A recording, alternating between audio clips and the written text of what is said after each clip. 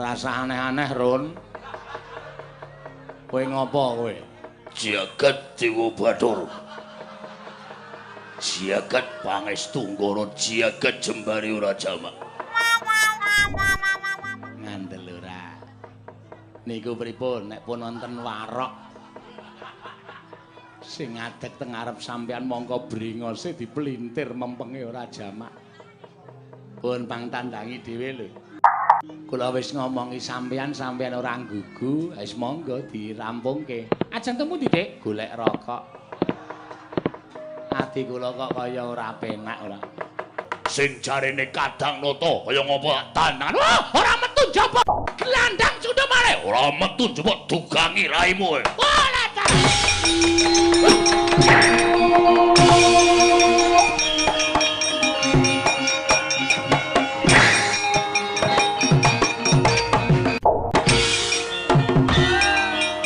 Wis ngono gawe.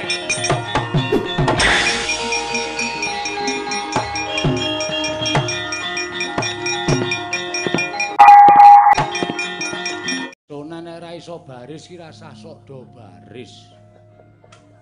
Liripun kados pundi? Aku pancen dadi ratu ki durung latih do baris berbaris. Ning mbok ya iki iki dienggo. Mungsuhe neng kono kok lemu baris rono iki piye? Rak mlumpuk neng kene kabeh to. Waduh. Paido menika sing dadi pimpinan.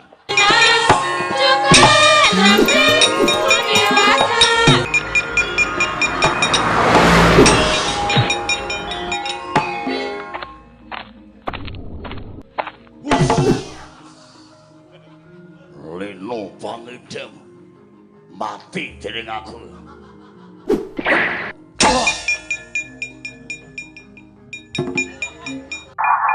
Ayo ngletak yo ngletak. Tak kuat-kuatke.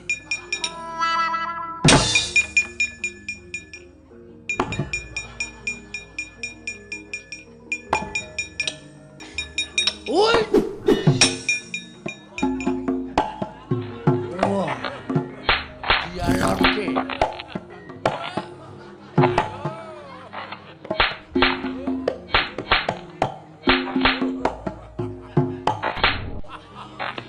Udus.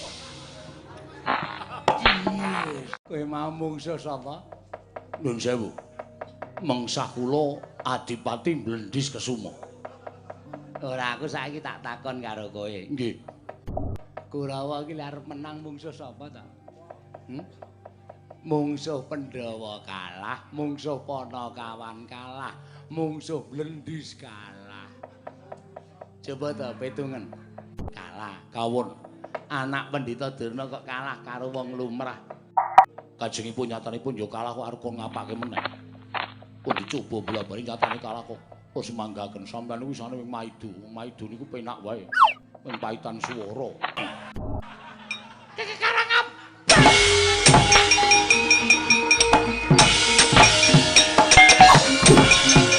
Amok Surabaya dening aku ae.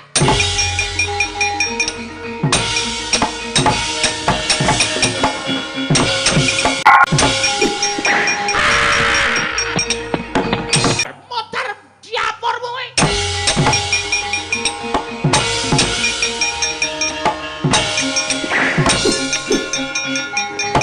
Mati dening aku. Ora. Ora apa-apa nenek pancen digdaya balesa.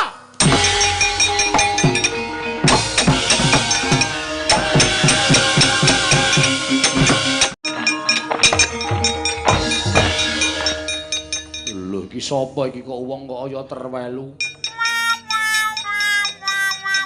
Iki sapa ta iki?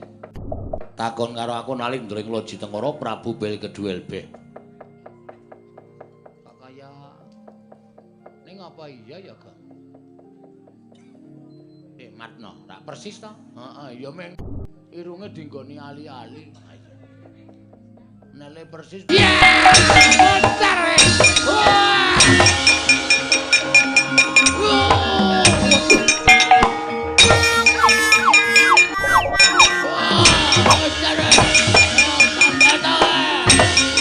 Mosoto.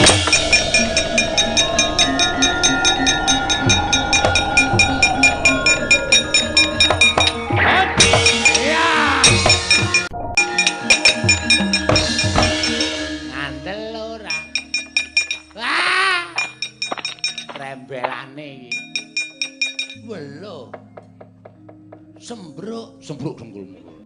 Apa? Terus? Asing gojek karo aku mau sapa? Sing nembang kutut manggung mau? Gaweanku Reng. Wong ngene ndi saiki? Kae apa nang kono? Jeluken gong. Ya.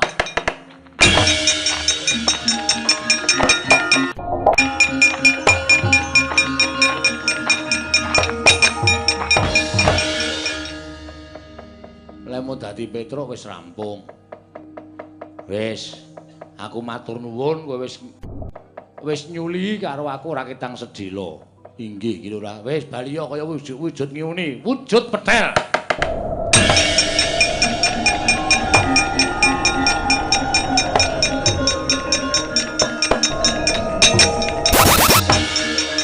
Oh, trembelane. Kados pundi sinuwun panjenengan kok sampun mudhar kados mekaten wis paripurna ora ketamu sedhela aku wis tau ngrasake dadi ratu kowe bali kaya wingi uni ya Bayu Kinara ing ngestaken dawuh bali kaya wingi wujud Anoman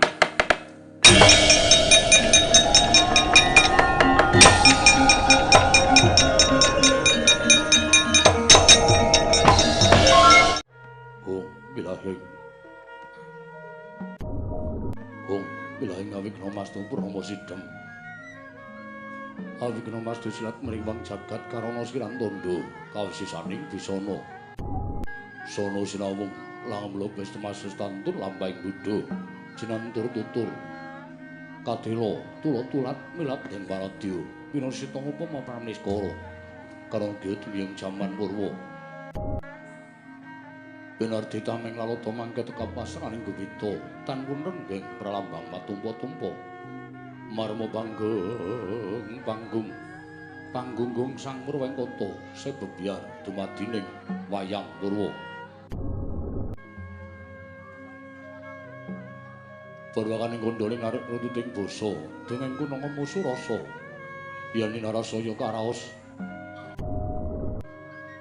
mula jari rohang rasa wani Purhing diri rasa rumangsa ngemangsani lir jalma Ilukaca jarne wis nakup cancarita lo becik wis gemelar jroning pakeliran yaiku sejati amriksani paglaran Rigit Purwa Surya Candra Darumyang Kartika Nurbaka drating kawasa Sariratri hangi dari bawana Purwa teking desina gilir gemanti teman dadi petanganing dina sasi warsi windu kang sarta abad tetukulan kang kartu mangkar kaya sirambun kaya japating krembyah dadya padhanging kutu-kutu alang atoga buron wana myang Brandaya dadya branantan pawijalan padhang trawangan lari sanggang rawing asa merbawani jagat mungging jagat wetan duk mungup-mungup mungging harangane bukir abang brengangah lamun kaeksi ayah dilato bumi saya dangu sumono sang Hyang kados ngeblak kanan kiring abang ismu jenar kaperbawan senari sang Hyang Basanta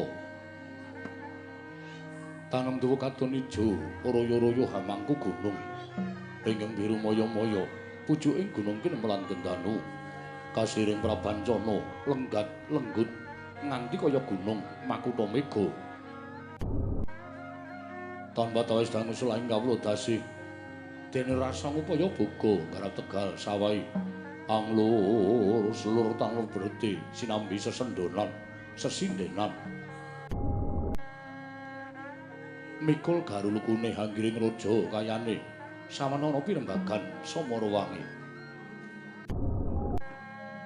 sange pangarka saya dangu saya inggil kados nar jagat wis katon melok dening kiblat papat lor kidul wetan kulon sinare jagat kang samrubut biyada rebut teja rebut kekuwung parandene dateng kemadani kekuwung praja ngloji tengara nyuda lamunaning negari ingkang panjang kunjung pasir pawukir loh jinawi gemah ripah karta tata turaharja Dasar negara gedhe obore padang jagat dhuwur kuku situr ado kuncarane. Turta kasusreng manca praja. Lah, sinten to wau? Ing ngasta besaraning adil praja ing Loji Tengara. Menika to warnane. Jejuluk Sanata Prabu Bel Kedhuel Bleh. Ya Sang Prabu tong-tong srot.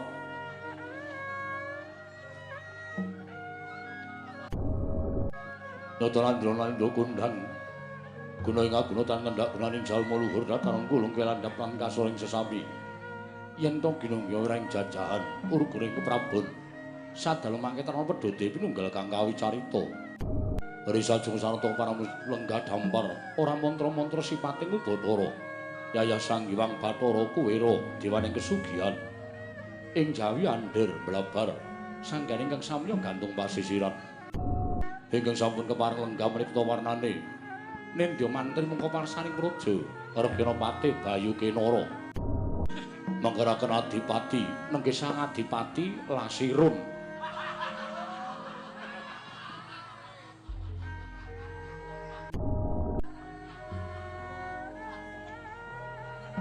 dipun inggahaken derajatipun minangka dadi bupati krana kenya setya bekti kelawan Sang Nata Prabu Bel Kedhuel Bleh ing Jawi Andir blabar sangganing kang samya gantung pasisiran jejel riyel rapet pepet bibit prasasat atau pandengkul datan poslo labet kathah para siba ing alunan lambludak gendera rontek umbul-umbul kikiter hangendanu Yayah Himanda ing mangsa labu paing megar pindha jamur barat ing mangsa rendheng tumbak ing rangap kaya jati ngarang ing mangsa ketiga obro busananing para wadyabala ingkang abrit kempal sami abrit yen tinandra kadya giri pawaka giraraning gunung pawaka geni kaya harga ingkang dawek-awelagar ingkang pedhak kempal sami seta yen tinandra kadya kuntul soben ler-leran ingkang ijo kempal sami ijo yen tinandra kadya tetanduran kang tasih gumadhung ingkang kuning kempal sami kuning yen tinandra kadya podhang binurean semantun ugi ingkang cemeng kempal sami langking yen tinandra kadya gagak munggo ing pasitran parandining mangke katingal tidhem jinem madaning pasewakan negaring Loji Tengara nadyan gegodhongan kang ngobah samirana datal wambah kabar somong swaraning pandhi gending gemblak kemasan tasih pareng rambut karti soang-soang pating sarengglong pating sarengking imbal ganjel remandaraga wayan peksingko ing monyong pacak suci Narasaru malah sari seneng jroning pasewakan parandene samangke sanata dereng kepareng miyos kepareng lenggah mandhaning dampar parandene mangke dereng kepareng medhar pangandikan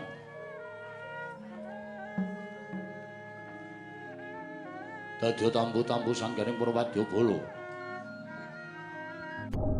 sedaya samya tumungkuling kisma jerih kelawan wisesaning Sang Nata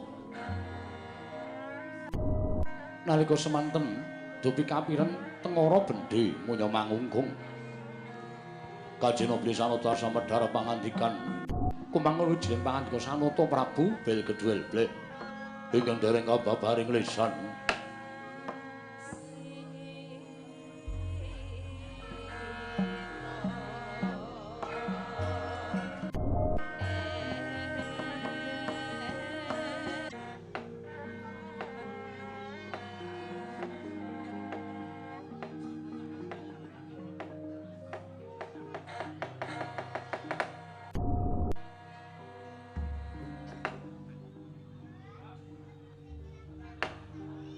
ya jagat Dewa Bathara ya jagat Pangestungara Patih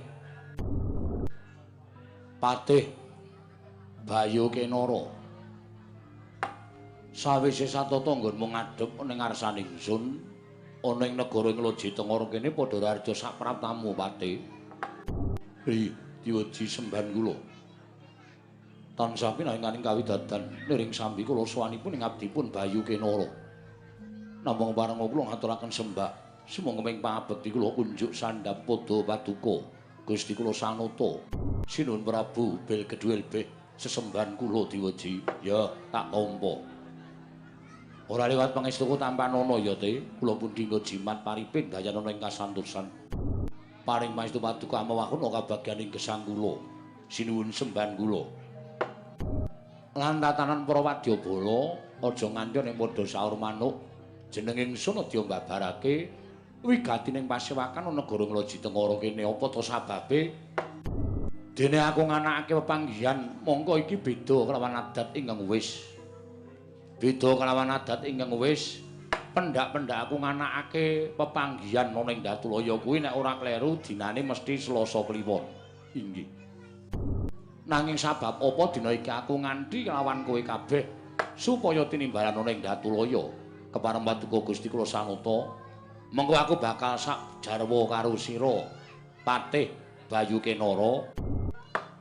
Ning aku tak mbagekke karo kabeh para nayaka ingkang padha lenggah ya te. Mriki ngestakaken dawuh paduka Gusti kula ingkang sinuwun. Run, Lasirun.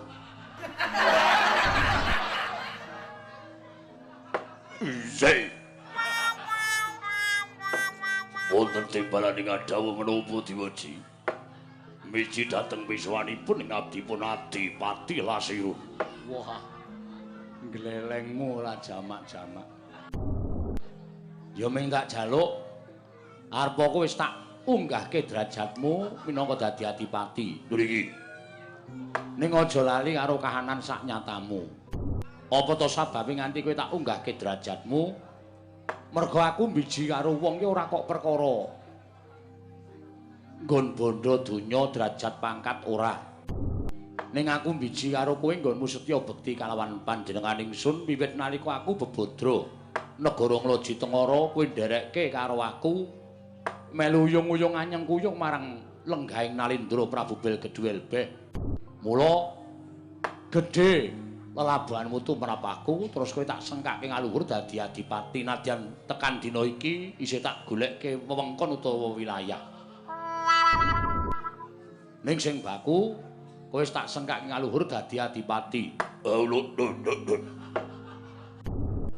Menapa sampun paduka dawuhaken badhe kula candhika jimat.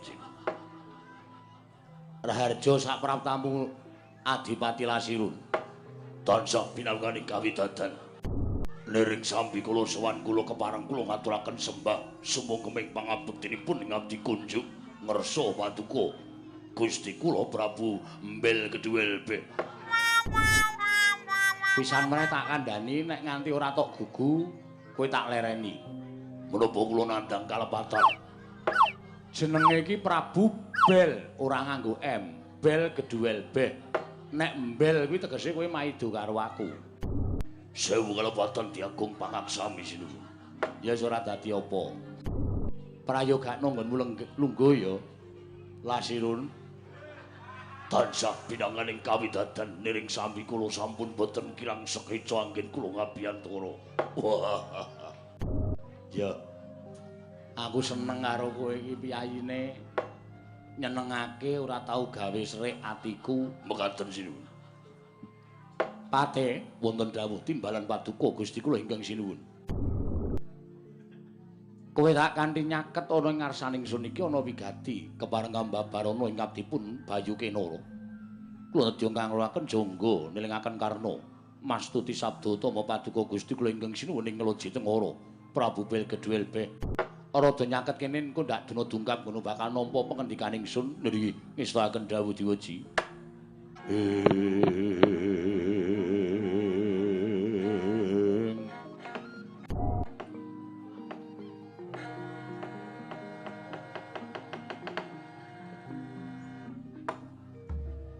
Janjane aku ora rembug perkara pribadining Prabu Belgedwelbeh babar pisan ora. Lajeng menapa pribadi paduka rembag madaning pasewakan.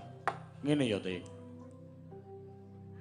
Nadyan ngibarate lagi sakyup ing payung parandene nggonku dadi nalindra ing negara Ngloji Tengara akeh sing padha ngundhangake entuk negara Ngloji Tengara kuwi negara ingkang panjang punjung pasir pawukir Lojinawi Gemah Ripah Karta Tata Turaharja. Niki. Apa ing ditandurana ing negara Nglaji-Tengara bakal tuwuh ngrembaka wekasan habiyet poe dadi srana sandhang panganing para kawula. Mekaten Diweji. Ya pancen kaya ngene iki negara sing tak karepake. Apa to sababe negaraku iki dadi negara sugih, nadyan negara iki negara cilik. Ning kabeh para kawula ora kekurangan sandhang pangan, kabeh para kawula ora kekurangan bab apa wae. Merga wis tak wenehi ya kuwi tata kaprajan utawa pernatan negara Nglaji-Tengara. Sapa wae ingkang lenggah ana ing Nglaji-Tengara, sapa wae sing mapan ana ing negara Nglaji-Tengara dak jaluk supaya tansah seneng bombong marang wulu wetu negara ing Nglaji-Tengara. Ngerti ora kowe artine? Kepareng Paduka ngene. Nglek negara Nglaji-Tengara kuwi apik-apike tanahe ditanduri pari. Utawa Nglaji-Tengara kuwi apik-apike lemahe ditanduri bangsa tetanduran kaya ta tela lan sak piturute. Mula kawula sak negara Nglaji-Tengara kene iki aja nganti nyirik marang dedaharan utawa panganan sing metu saka wulu-wulutu Nglaji-Tengara. Inggih mekaten. Merga nek nganti para kawula iki padha ora seneng karo wulutu sing metu ana ing tanah Nglaji-Tengara, terus mangane wae dadak tuku saka kono-kono, tegese dhuwit mau ora kok bali marang negara Nglaji-Tengara. Ning dhuwite kawula mau metu saka laladan negara Nglaji-Tengara, tegese nyugihke wong Jaban Rangkah, nyenengke wong Jaban Rangkah. Mula gandeng kabeh padha manut marang pernataning praja. Negaraku dadi sugih, ning ora kok aku diwenehi dhuwit saka negara manca ora. Ya merga saka para kawula nggone tansah manut bangun miturut kelawan pernatan negara Nglaji-Tengara. Inggih sinuwun. Yen kawula Nglaji-Tengara kene iki isane gawe tiwul, ya tiwul kuwi wajib dibanggake utawa gawe bombong atine. Dadi dedaharaning para kawula saben dina. Ngono. Yen kene iki wulu wetune iso entuk pari, ya pari kuwi sing dadi daharaning para kawula.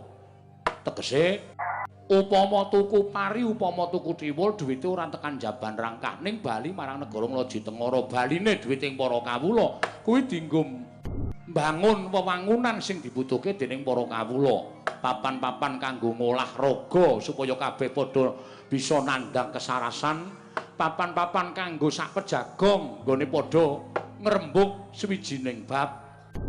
Papan-papan panembah, papan-papan pasinaon kabeh mau saka dhuwiting para kawula sing ora metu saka jabaning rangkah negara Nglaji-Tengara. Inggih. Mekaten sinuwun. Ha iya. Kawula Nglaji-Tengara kene iki tak keparengake nganggo ageman sing pancen metu saka negara Nglaji-Tengara. Tegese digawe saka negara Nglaji-Tengara supaya diagem dening para kawula sak negara Nglaji-Tengara. Aja bombong, aja bungah, aja seneng yen kowe nganggo sandangan saka Jaban Rangkah. Selagine sandangan saka Nglaji-Tengara wae ora kalah karo sing saka Jaban Rangkah. Inggih. Menapa ing sampun paduka dawuhaken menika saestu sedaya dipun tindakaken dening para kawula. Lah, kanthi cara mengkono negarane bakal apik. Negarane bakal sugih. Negarane bakal tentrem. Merga padha ngrumangsani minangka jejer putra bumi, minangka jejer wong sing dilairake ana ing negara Nglaji-Tengara. Kene iki bumi wutah gethihe para kawula sak negara Nglaji-Tengara. Mula kudu bombong, kudu marem. Minangka dadi piyayi Nglaji-Tengara, kudu seneng lan kudu bombong dahar sarta ngagem busana sing wulu wetu saka negara Nglaji-Tengara. Inggih. Diuji menapa ing sampun paduka dawuhaken badhe kula candhi nggo jimat. Lasirun, wonten dawuh. Mendonong mripatmu iki dong ora? Pangestunipun boten. Apa sing tak andhake karo patih mau ora mung kewajibaning patih. Ning kowe ya kudu duwe kewajiban menehi ngerti marang para kawula sing guru ngerti marang pernatane Nglaji-Tengara. Kabeh entuk padha pampan ana ing Nglaji-Tengara. Aku ora mbatesi. Aku ora menehi pranatan sapa wae sing mapan ning Nglaji-Tengara sing kepengin mapan ning kene kudu kapercayane iki, bahasane kudu iki ora. ning kene iki tak wenehi kamardikan sapa wae sing kapercayane nadyan beda karo panjenengan ingsun. Nadyan kapercayane beda karo kabeh kawula sak Loji Tengara tak keparangke mapan ning papan kene. Merga negaraku iki kapercayan sing di wengku dening hukum kuwi ana 5. Dadi aja tok bedak-bedake. Nek ana wong sing arep mlebu negara Loji Tengara rasa ndadak tok takut iki kepercayaane apa. Ngono nek ora padha karo kowe tok kon lunga. Kuwi jenenge kowe ora apik, kowe ora becik. Engko ndak tak copot kelungguhmu le dadi bupati. Oh iki wis tak kedhawu. Mula Kang Sangka kuwi dina iki aku mung kepengin banget ora duwe niat apa-apa. Aku dadi ratu ki sirku mung kepengin mulyake para kawula, nentremke para kawula, gawe seneng para kawula, gawe mareming para kawula. Lho iki, lajeng kepareng paduka tak jaluk kawulaku tetep tentrem ya, Te. Kawulaku tetep rukun. Tunggal cipta rasa karsa lan karyane manunggal tetunggalan nyawiji padha nyengkuyung ngadeg ing Prabu Belgeduelbeh. Nek aku ana klerune, aku ana menggoke dalan, kawula tak keparengake ngelikke karo aku. Inggih. Mekaten Diwaji. Mula Kang Sangka kuwi dina samengko janjane aku lumpukke kowe karo Adipati Lasirun ki jane mung arep tak kandhani perkara iki. Ben kowe ngerti, ben kowe iso nglakokke peperintahan minangka dadi tangan kiwa tengening Nalendra Prabu Belgeduelbeh. Aku percaya nadyan aku kuwi dadi ratu, ning aku ora iso mlaku dhewe.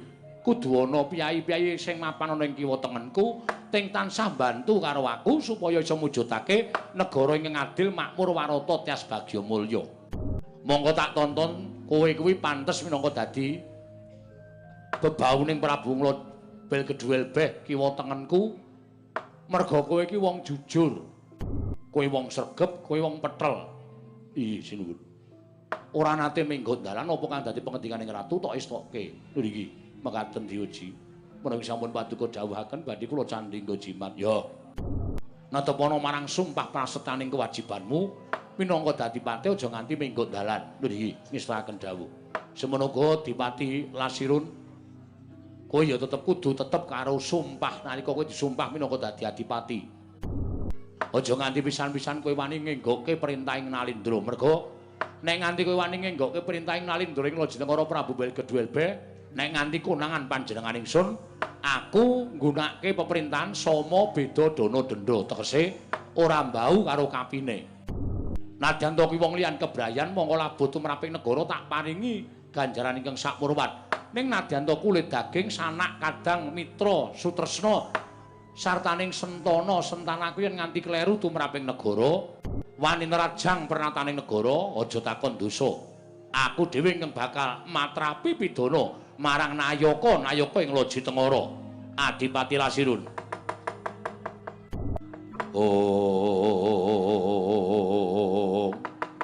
Dedhemadyaning pasewakan negaring Loji Tengara. Nalika semanten pangandikan pungkasan Sanata Prabu Belgeduelbeh, Hagarya tidhemadyaning pasewakan semanten ugi nata Prabu Tongtongsot. Dadan mobah dadan musik nganti kaya tugu Sinukarta, tugu papan kang manggon Sinukarta rinengga-rengga. Kendel nglenggahi kanyumi nyangka wardu kanyuru jarwan ganten wadu jarawanget songna durung abang durung maning basaring pertolo. Kasaru geger njaba piyak ngarsa tengemping mriko sebab namo apa to kang dadi darunane? Ora nematan rangke Gajah Medha Cokowantilan. Kejawi namung utusan saking negaring Astina Begawan Durna tuwin Retnapati Sengkune ingkang minggah datul ya negaring Loji Tengara karya cingkak kang samya mulat.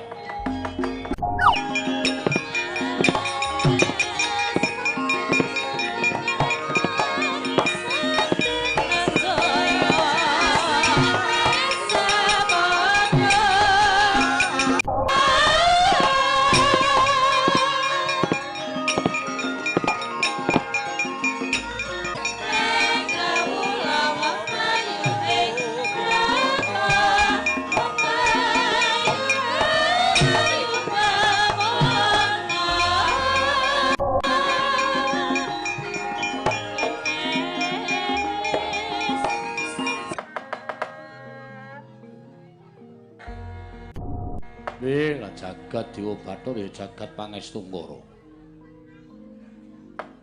Lah kok dadi ora kanyono-nyono. Pate wonten dawuh sinuwun. Ana piyayi luhur sing teka ning negara Loji Tengara. Monggo bareng aku nyawang iki kok kaya padha sing ning gambar-gambar sok diumbulke cah cilik-cilik kae. Mulai boten nglintu inggih mekaten sinuwun. Mbok menawa iki keng asmane Begawan Durna. Pendhita kondang kalukengrat, kondang monyor-monyor mugi kadanguwa. Mbok menawi leres pangandika paduka Gusti kula ingkang sinuwun. Nuwun sewu Penemban. Sampun kinten kula tumambuh menapa inggih kepara saestu bilih Penemban menika ingkang peparab Begawan Durna. Gondhok bleguduk swalu kembol. Sumorante, hawela. Apa sing mbok ngendikake pancen bener sinuwun? Aku Pendhita Sokalima, Begawan Durna, ya Kumbayana, pendhita ingkang kondang kalukengrat. Jagat iki persaset kebrebeken marang kumandange asmaning Begawan Durna. Pendhita ingkang kondang monyor-monyor ki ya aku. Oh, bener kok. Bekti kula kunjuk Penemban. Oh iya, tak tampa. Pangestuku tampan ana ya sinuwun. Apa kepara nyata kowe ingkang asma utawa jejuluk Sanata Prabu sinten Dek Pate? Belgeduel. Belgeduel Beh. Ya Prabu Tongtong Sot. Nyuwun pangapunten leres. Kula namung Nalendra alit, negari kula namung sak yuping payung kok Penemban. Ning ora apa-apa, gandeng wis dadi ratu ya wis wajib disebut Sinuwun Prabu Belgeduel Beh, ngono ta kuwi? Inggih, kasinggihan mekaten. Ingkang wingking menika kok kula inggih nate sumerep gambaripun menapa leres menika ingkang nami Patih Susuki. Sengguni sinuwun. Nding Sengguni nuwun pangapunten Rekana Patih. Iya, sinuwun mancen bener. Aku Patih Ngastina. Ya kuwi Rekana Patih Sengguni. Lah katuran karaharjan rawuhipun Rekana Patih. Iya slamet tekaku sinuwun. Dipun sekecaken lenggahipun wis ora kurang kepenak nggonku prapta ana ing negara ing Loji Tengara. Wonten menapa Penemban? Penemban Durna kok rawuh wonten ing negari kula. Negari menika negari ingkang alit. Negari menika namung negari sak yuping payung menawi katanding kaliyan negari Ngastina menika mboten sakpra sekawanipun malah sakpra wolunipun mboten wonten. Lah kok malah Pendhita Durna nyuwun sewu Penemban Durna rawuh wonten ing negari Loji Tengara menika menapa wonten wigatos menapa dipun utus Nalendra Ngastina. Iki ngene ya sinuwun. Prataku ana ing negara Loji Tengara kuwi niliki marang negaramu, nitik marang prajamu. Aku kuwi gumun ning atase negara Loji Tengara kuwi negara ingkang cilik. Persasat kaya kang tok ngendikake, amung sak prawolu ning negara Ngastina. Nek lha kok jebul akeh sing padha ngandhakake yen negara Loji Tengara kuwi papan ingkang gemah ripah lo jinawi, papan ingkang subur, papan ingkang menjila. Nadyan mung sayuping payung negaramu nanging kuncaraning asmaning negara Loji Tengara nganti meh wae madani sarta kembari marang kuncaraning negara ing Ngastina. Oh, ngoten. Mula kahanan iki ndadekake gumun penggaling anak Prabu Duryudana tumuli utusan kalawan aku supaya niliki marang kahanan negara Loji Tengara. Lah kok jebul bareng aku tekan negaramu, ya iki durung pantes dadi negara. Iki durung pantes dadi negara. Iki nek tumrap negara Ngastina ming wujude kaya dene kelurahan. Durung ana gapura, durung ana ringin kurang loro. Durung ana kandang sardula sartane urung ana wantilaning gajah. Tegese durung ana betenge barang iki pancen iki durung mujudake negara. Nanging sabab apa sampeyan Prabu Belgeduel Beh lah kok wis madeg Nalendra ning negara Loji Tengara. Mongko janjane iki durung pas dadi wujuding negara. Nuwun sewu Penemban. Napa tiyang dados Nalendra menika kudu ana ringin kurung, kudu ana kandang macan, kudu ana wanti lan gajah, kudu ana alun-alun. Nek tumrap kula niku mengke pancen perencanaan jangka panjang. Sesuk pancen kula niat bakal nandur lingin kula. Saurarane nek ratu ku ya duwe macan, ingon-ingon duwe gajah. Mesti ya kula bakal ngingu. Tur pancen beteng niki durung didadekke, lagi diukur. dening para nayaka-nayaka negara Ngloji Tengara niate nggih pancen dibangun nek perkara dhuwit niku wis ana. Ya mingkari bangun. Lah kok dadi durung dibangun sampeyan wis rawuh enten mriki mula kula ora apa-apa nek dunekke negara kula niku durung trep minangka dadi wujuding praja. Ning gandeng akeh para kawula sing sami sumuyut kepengin urip teng negara Ngloji Tengara. Mula dening para kawula kula dipun sengkaken kaluhur dados Nalendra wonten negari Ngloji Tengara jejuluk Prabu Belgeduelbeh. Nek maune kula moh. Ning gandeng niku suara rakyat.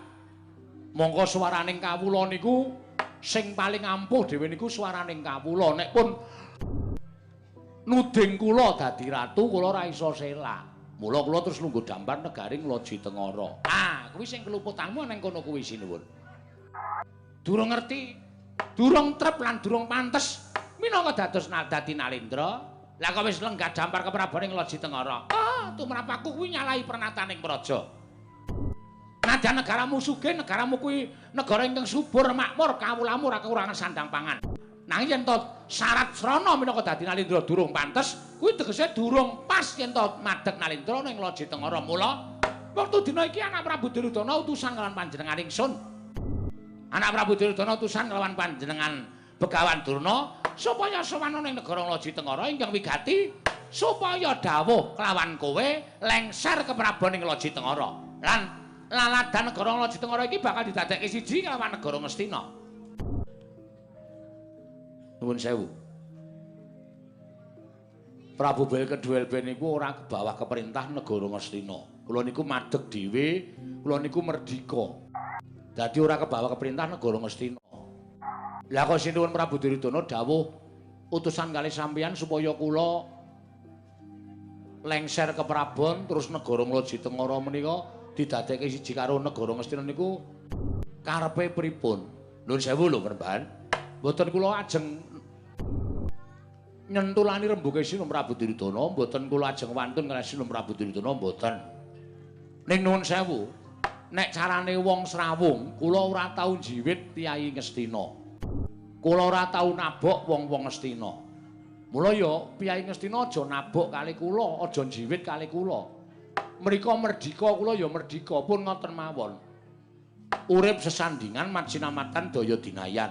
Nek Ngastina kurang apa, mangke kula saguh nyaosi napa sing dibutuhke Nalendra Ngastina. Niku tumrap kula. Ning nek kula kurang ya saora-orane dibantu niku jenenge urip matsinamatan bantu binantu supaya tentrem antaraning negara Ngastina lan Ngloji Tengara urip bebarengan urip minangka dadi tetangga sing apik aja nganti diya dineya aja nganti terus Ratu Ngastina rumangsa gedhe kok malah ngendhak karo Nalendra sing cilik kaya kula. Nek kudune malah dadi pengayoman. Nek malah kudune iso dadi ngayomi kali kula. Ngoten. Nek sampeyan tekan mriki dawuh kali kula kon lengser ke prabon, nuwun sewu. Nek kula kon lengser. Wong kula ya dadi ratu ora dadi karep kula. Wis tak aturke niku swaraning para kawula. Kabeh do nuding kali kula supaya dadi Nalendra. Upama kula mang dawuhi Belgeduelbeh, kowe mudhuna dampar. Kula mudhun yakin sumpah. Wong dadi ratu niku ora gampang. Kula kudu ngayomi wong sak kawula sak Ngloji Tengara, nuruti karepe wong sak Ngloji Tengara. Ngoten. Ning nuwun sewu, nek kula mudhun apa kira-kira patih kula, adipati kula, rakyat kula do trima. Tantrimane kawula kula nek nganti sampeyan mengke kawula ora trima karo sampeyan pripun? Niki dadi masalah lho niki. Ora mung digawe kepenak. Nek perkara kula mudhun tak mudhun, ora apa-apa. Ning kira-kira patih sak pengandhap kula nganti tekan masyarakat kula trima ora nek Prabu Belgeduelbeh mudhun saka dampar Ngloji Tengara. Nek ora trima sampeyan kudu tanggung perkarane, kudu tanggung jawab perkara iki. Ning nek trima mboten napa-napa, kula dadi kaya wingi, kula dadi wong cilik kaya mbiyen nalika kula ajeng dadi ratu ora masalah.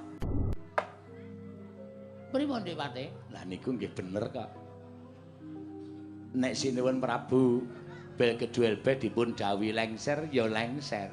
Niku wis bener wangsul lan wis ora iso diunggahi melih. Nek nganti kawulane sing ora trima niki mengke kriwikan dadi grojogan geguyon dadi tangisan. Nuwun sewu, Dik Pate, pripun? Nek kula etung-etung perkara tantrimaning kawula sak negara ing Lajitengara niku mboten dados pabab. Lho kok mboten dados sabab? Akeh kawula sak negara Lajitengara menika ora sak pro 16 akeh kawula sak negara Ngastina. Mula nek kawula sak Lajitengara niku mengke padha nesu, prajurite padha ora trima, ditataki. Aja ungalke gigiring para Sata Kurawa ning diungalke dadaning para prajurit negara Ngastina. Lho nek cara kula ngoten niku mangke malah kriwikan dadi grojogan geguyon dadi tangisan. Sing maune rembug apik-apik malah dadi bentak sirah sing ora karo-karuan. Malah ngrekoso lho kula karo sampeyan. Ponto, sampeyan manut kalih kula. Butuhe kula kalih sampeyan kudu ngestokke daya anak Prabu Tirtana, Prabu Belgedwelbeh kudu mudhun saka dampar. Perkara sapa sing boten trima? Oh, diajangi jembar. Diajangi jembar, Dipati. Rupak wani, jembar wani, padangane wani, petengane apa meneh?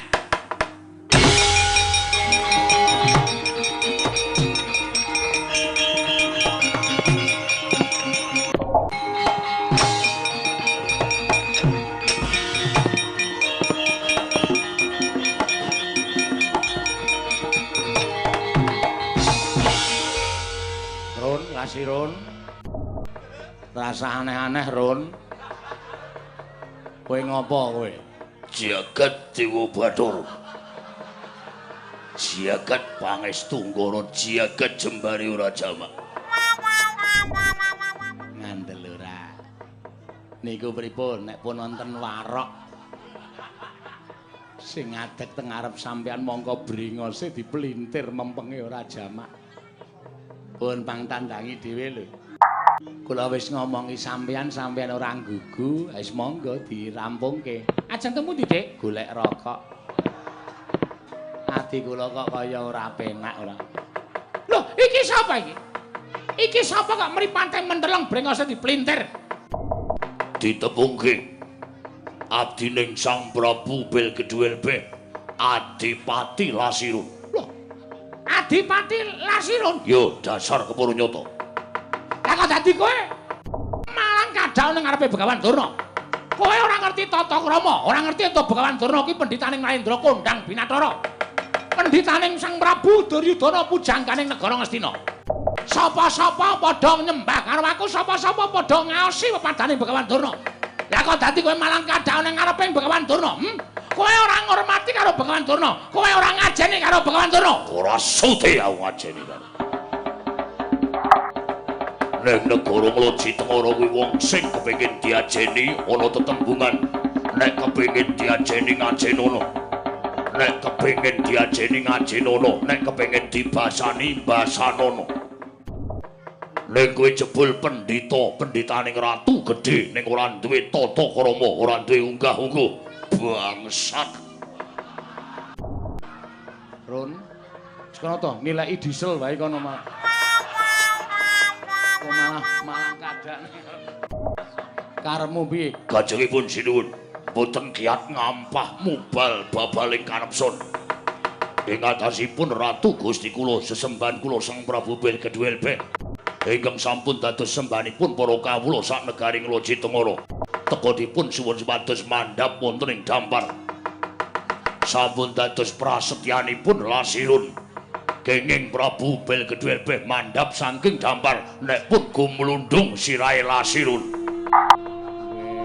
Cah kendel tenan iki. Kendel mawon. Padake. Mantan sopir terminal. Kono ora kendel. Loh, lha kowe arep ngapa? Kowe arep ngapa karo Begawan Durna? Begawan Durna. Apa? Sang Nata Prabu Belgedwelbeh ora bakal mudhun saka dampar. Daunana Windanana. Sang Nata Prabu Tongtongso tetep dadi sembahaning kawula sak Lajitengara. Sapa sing bakal gawe rusak, sapa sing bakal gawe geger negara Lajitengara. Dudu sapa-sapa sing bakal ngajangi jembar kejaba mung Adipati Lasirun. Loh, nek ngono kowe wani karo Begawan Durna? Apamu sing tak wedeni? Apa dikira aku ora ngerti karo kowe? Kowe pendhita kondang monyor-monyor mung kondange tok ning nyatane ora ana. Pendhita Genthong Umos, Pendhita Merak Kecancang. Kowe tekan kene diutus Prabu Duryudana supaya nglengserake Prabu Belkedwelbe. Delangap ucapmu ora duwe tata krama. Apa kaya ngono kuwi pendhitaning ratu? Apa kaya ngono kuwi pantes diajeni? Cetha, saiki nyata kondang jagat wis padha nekseni yen Ngastina kuwi punjer-punjere wong elek, punjer-punjere wong durhaka, punjer-punjere wong jahat. Ngendi-endi yen klebon wong Ngastina sing maune tentrem dadi kisruh, sing maune rukun dadi padha bendak sirah. Merga saka lambene wong Ngastina. Hus! Lasiran. Bela keparat bocah iki. Lah kok dadi kowe wani ngono-ngono karo aku. Wah, gugu karepe dhewe. Kowe iki mung adipati saka negara cilik. Kekuatanmu sepira? Aku nggawa Kurawa segelas papan. Yen kepengin ngranjap matimu bakal kelakon. Aku ora wedi tekaning pati. Aku ora wedi mati. Ora sandadak kowe perintah Kurawa. Aku nek wis entek batrene mati dhewe. Dadi perkara mati ora ana ning tanganing Kurawa, ning tangane sing gawe jagat. Mati uripe Lasirun ora perkara Sata Kurawa, malah saiki dadi jalaran. Nggonku njajal para Sata Kurawa. Sing jarene Kadang Nata kaya ngapa tanan. Ora metu njaba glandang sudah malih. Ora metu njaba dugangi raimu. Ora ta.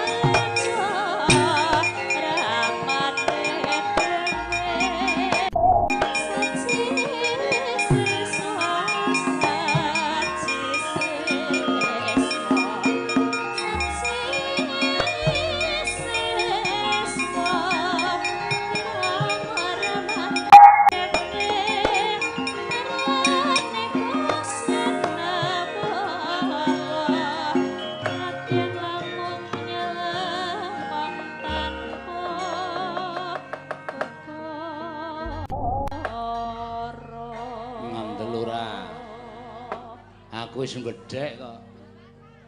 Nek ana sing ngrasani karo Prabu Belkedwelbe merga kawulaku do tresna karo aku. Ngerti ana regudug nayaka sing maune sowane adoh terus do nyedak ming mesti kepengin ana lelakon apa lan ana bab sing kepiye. Wonten dawuh. Ki lho, andamu do sowan kabeh. Mesti kemawon sampun sami mboten negakaken menawi wonten ing tiyang kang badhe anyamah dhateng paduka Gusti kula ingkang sinuwun. Ha iya. Adipati Blendis kula wonten dawuh sinuwun wonten menapa? Lah kok dados regejegan wonten ing madyaning pasewakan. Paida wonten dawuh sinuwun. Solikin kula wonten dawuh wonten menapa sinuwun lha kok dados pasewakan geger mboten kanten-kantenan. ora ana apa-apa wis ora sado geger. Wis. Iki ora ana apa-apa iso tak rampungke dhewe. Raos sing manah kula mboten mentala. Menawi wonten tiyang kang badhe nyamah dhateng asma paduka. Inggih Dewaji. Raos sing manah kula mboten mentala menawi wonten tiyang kang badhe nyamah dhateng paduka.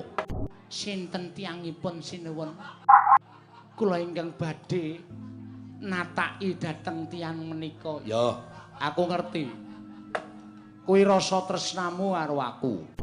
Matur nuwun, matur nuwun. Ning tak jaluk netepana kewajibanmu dewi-dewi. Rasa melu-melu iki tak rampungke dhewe merga arepa malang-malanga kaya ndo mentang-mentang kaya gendhewa, kowe ora bakal kuat nandingi wong-wong Astina.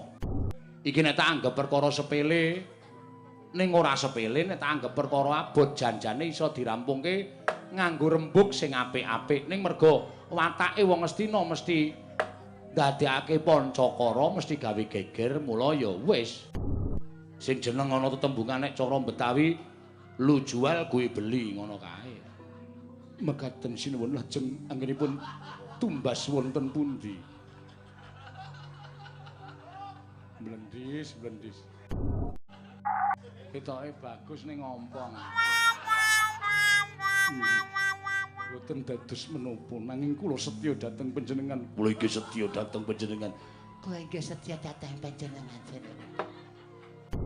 Saiki ngene.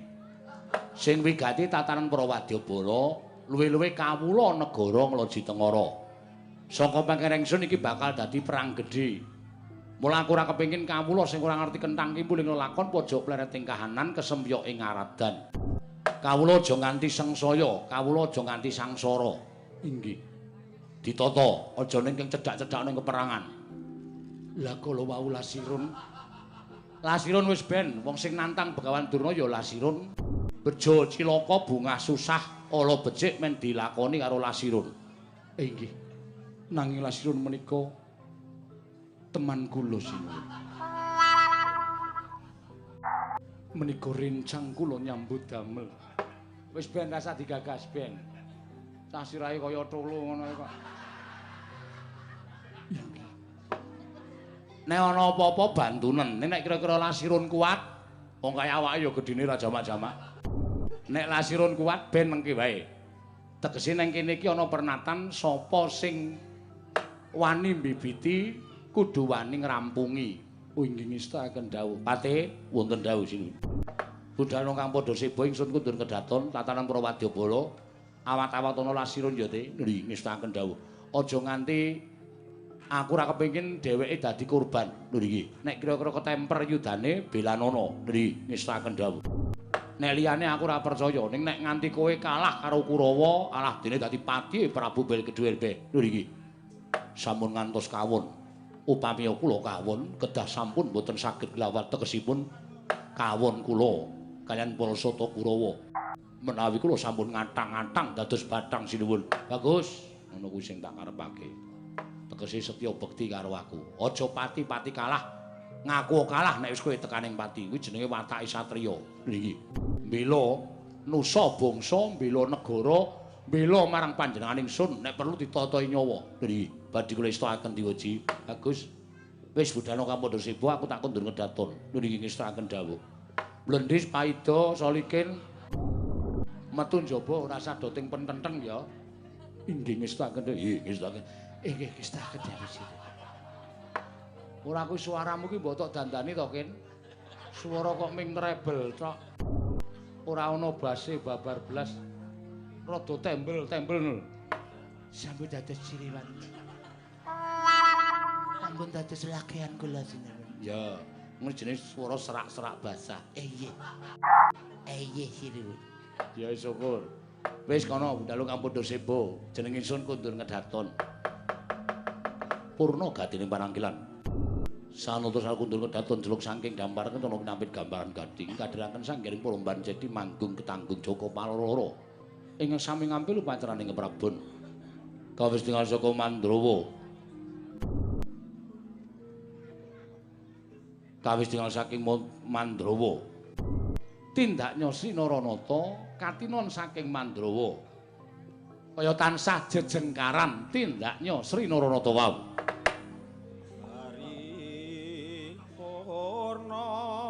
Sang nata Sang nata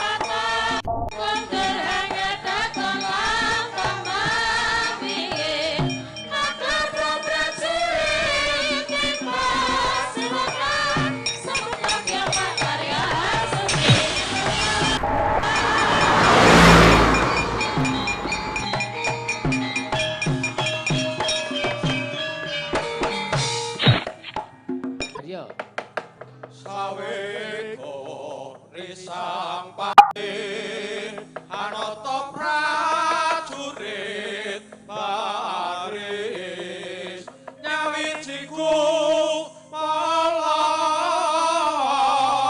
kolong tekad yo alun samudra ati ubing marutawar lawan Kutur katon wosawe kapyar samudra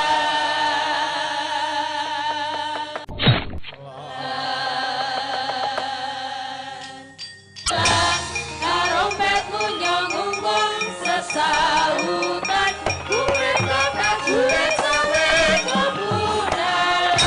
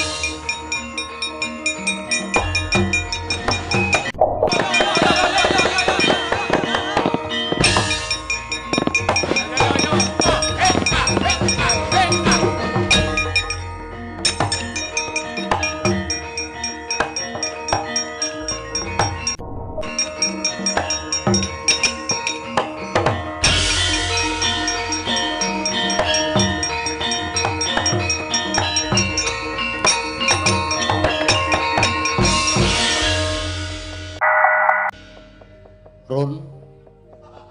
Wonten Jawa sinuwun. Sona nek ra iso baris ki rasah sok do baris. Liripun kados pundi? Aku pancen dadi ratu ki durung nglatih do baris berbaris. Ning mbaya ikine iki dienggo. Mungsuhe nang kono kok lemu baris rono iki piye? Rak mlumpuk nang kene kabeh to. Waduh. Paido menika sing dadi pimpinan. Aja ngawur, aku mblendis. Oh, mblendis menika sing dadi pimpinan. Paido ya ngetapke wadyabala kok merono. Lah iki mlumpuk nang pripun niki pripun niki pripun. Niki pripun baris kok nganti kleru niki pripun? Sesuk neh arep perang ya perang rapopo, ning rasa dadak nganggo baris. Wong negarane awake dhewe iki rungono nglatih prajurit supaya latihan babakan baris berbaris. Nek mungsuhe nang kono barise rono, ngetapke para wadyabala rono. Kok rene iki piye? Aku ra wis omong to. Ingat. Aku wis omong, mrono kok do mrono, ya aku manut. Solike tatheke untune wae.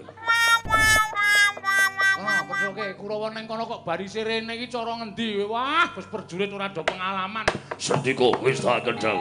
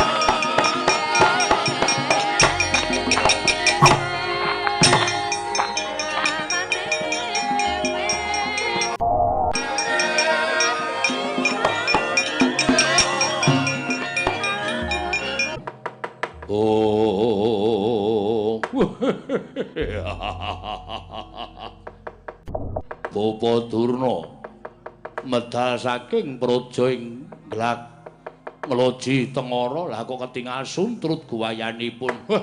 Pripun penemban? Bapa Durna wonten paridamel menapa? Rama wonten paridamel menapa? Lah. Bapak sing bajingna kepaning iki putra putri Mbogati Cumajung Dawu.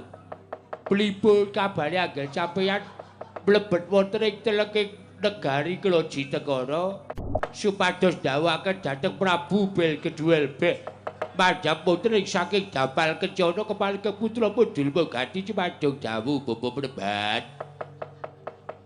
Dur sasana wonten paring dawuh. Ngerti ya? Yen ta wektu dina iki Prabu Belkeduel Beh supaya lengser ke prabon. Nanging kawulane nayaka nayakane ingkang ora ngeparengake Prabu Belkeduel Beh lengser saka prabon negara ing Meloji Tengara. Lho. Sapa? Sinten sing wantun gondheli dhateng Prabu Belkeduel Beh? Mesti wae nayaka nayakane. Mula kang sanga kuwi ya Dresasana ora usah wedi kangelan. Dina samengko kowe mangkat to. Samapta ing gati sawigaing diri. Yen perlu nyawesake tumbak pedang ligan. Merga iki ura-ura mesti bakal dadi peperangan antarané negara Ngastina kalawan negara ing Loji Tengara. Ning kowe ora usah wedi, Dursasana, ora usah wedi. Merga negara Loji Tengara kuwi negara ingkang cilik, persasat amung seprapate negara Ngastina. Wadya balane ya ora akeh kaya negara Ngastina. Mula yen temengko dadi peperangan, aja mbok tok sisake kawula negara Loji Tengara. Sing belani marang Prabu Belgedwelbeh disampurnake sisan. Loji Tengara dadi kukupaning wong-wong Ngastina merga Loji Tengara kuwi kondang negara ingkang subur. Iso nyembah marang kararjaning para kawula sak negara Ngastina. Oh, ladal nggih. Nggih mboten langkung istaken dawuh lajeng pangkatipun para wadyabala benjang menapa. Pangkatipun para wadyabala benjang menapa? Pangkatipun para wadyabala benjang menapa Rama? Pangkatipun para wadyabala benjang menapa? Mergi sakniki Kulawa boten mungsuh Pandhawa, ning mungsuh kawula Loji Tengara. Niki Kulawa ajeng muncel begini iki. Kulawa ajeng gleleng. Merga Kulawa mesti menang mungsuh wong-wong Loji Tengara sing pancen boten ketok kadigdayane. Mula Kang Sangkira sawadi kangelan Dursasana. Adi-adimu Kurama dikrit lampet brungkat kimpul. Negara Loji Tengara byuhi Batang Sayuta. Nggih, ngestaken dawuh nyuwun pamit sing ati-ati aja kaya bocah cilik. Dursasana.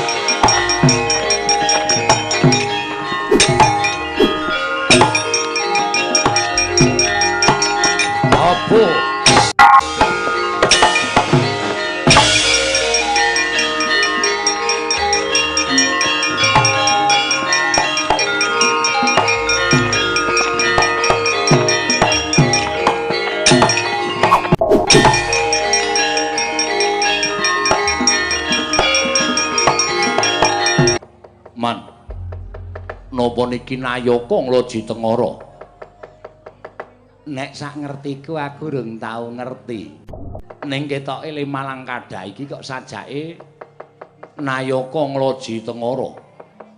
Sandanganipun kok benten kalian kula kalian paman. Sajake iki mbiyen tilas pemain ketoprak le. Ning gandeng ketoprak wis rada arang-arang. Terus mlebu ning nggon wayang.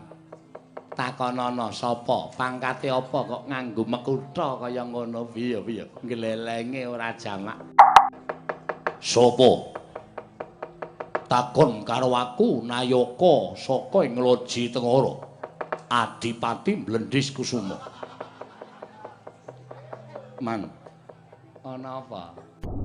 Naminipun kok Blendis Kusuma. Wis ta, jenenge sapa-sapa kae anggepen yen to kuwi iki wadyabala Loji Tengara. Ya kuwi sing bakal nggondheli lengsering Prabu Belgedwelbeh keparat. Kuwi sing nggondheli lengsering Prabu Belgedwelbeh dasar kepara nyata. Kuwi sapa? Takon karo aku.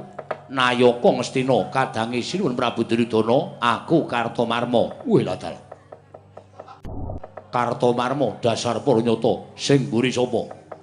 Pepatih Ngastina le ditepungake wae Patih Sengkuni karo Kartomarma. Ora gelem bali saka laladan negara Loji Tengara. aku yang bakal nyampurnake kelawan kowe. Wah, man suarane ngedapi-dapi. Kaya ngregem jimat kaya wani ndilat persiabang mang semingkir man. Kula ajari, kula sampurnake menungso niki. Ngati-ati lho, Lek, ngati-ati. Ketok awake kok ketok le ampuh ki ngati-ati. Nek ora ngati-ati ngrekoso kowe. Iya. Kula terus minggah, Paman. Ora minggat saka arep aku kene marganing patimu panggao tak ayoni. Lena pangendammu kok tak untapke nyawamu hi merganing patimu maju karto marmo.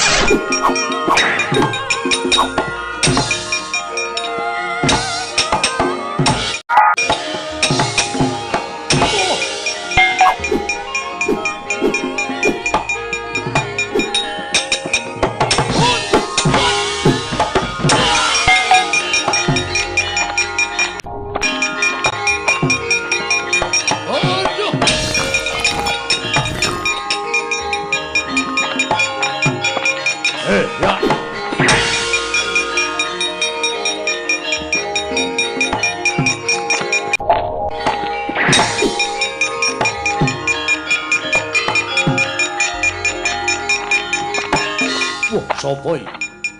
Bringose nguler geni tumpangke kuping kiwa tengen. Mripate mendelik. Adipati Lasira. Adipati sapa? Lasira. Las sapa? Laskarbit. Lasirun, lasirun. Arep neraman ngeloci tengoro. Mungsuhe aku lakon pecah dadamu sapa? Bambang Suwatama, Bambang Gentrolet Suwatama. Ayo, kowe apa aku sing tekaning pati pecah dadamu? Yo, timbakno. Wedan.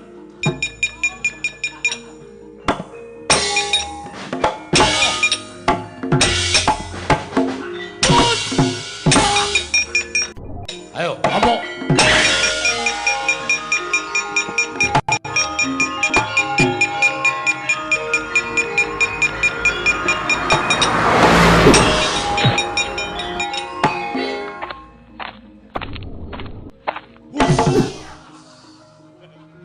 Leno pangidem mati dening aku.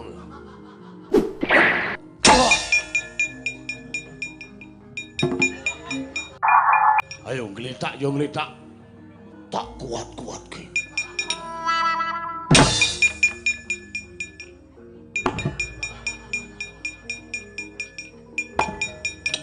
Hop. Waduh.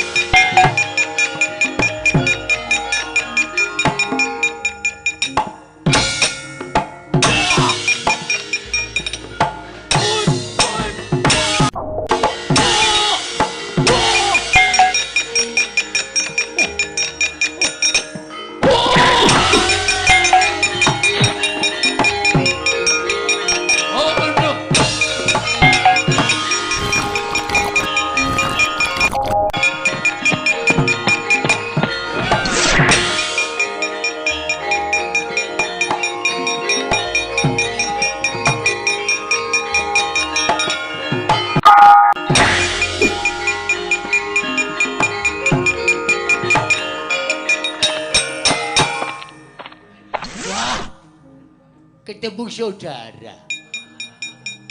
Saudara-saudara dengkulmu jeblok. Siapa iki? Paido. Paido. Yo. Ora cekekesan. Kula ora gulung gederane. Bongkoke gamane bungsu Paido. Kelaku tak setrum dasem. Wah, kowe mung jilma gajah aku pangeran Pati kowe menungso biasa. Kowe kawula cilik menang karo pangeran Pati. Kiri lusi jalpotan kena kiri lho. Pecah jajamu,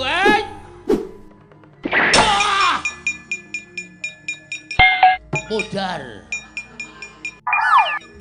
Hop. As. Hop. Ya giger katut mumbul aku. Asem dia. Ya.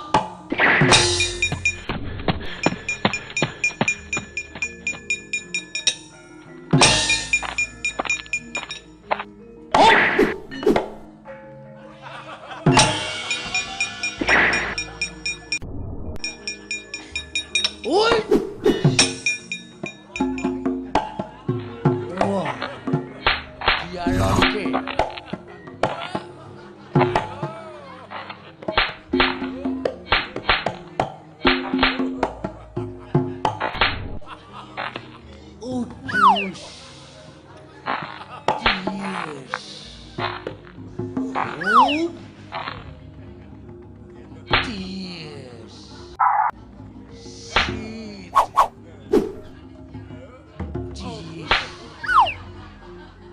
Aku ora tau kena.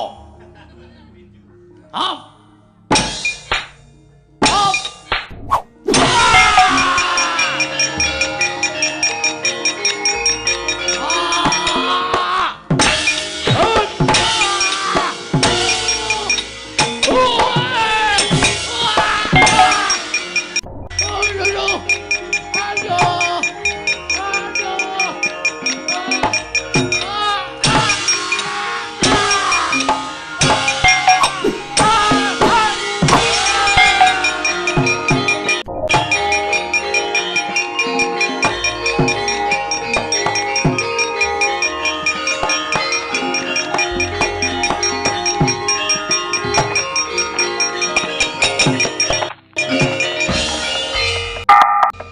bar mawut Wadyabala man.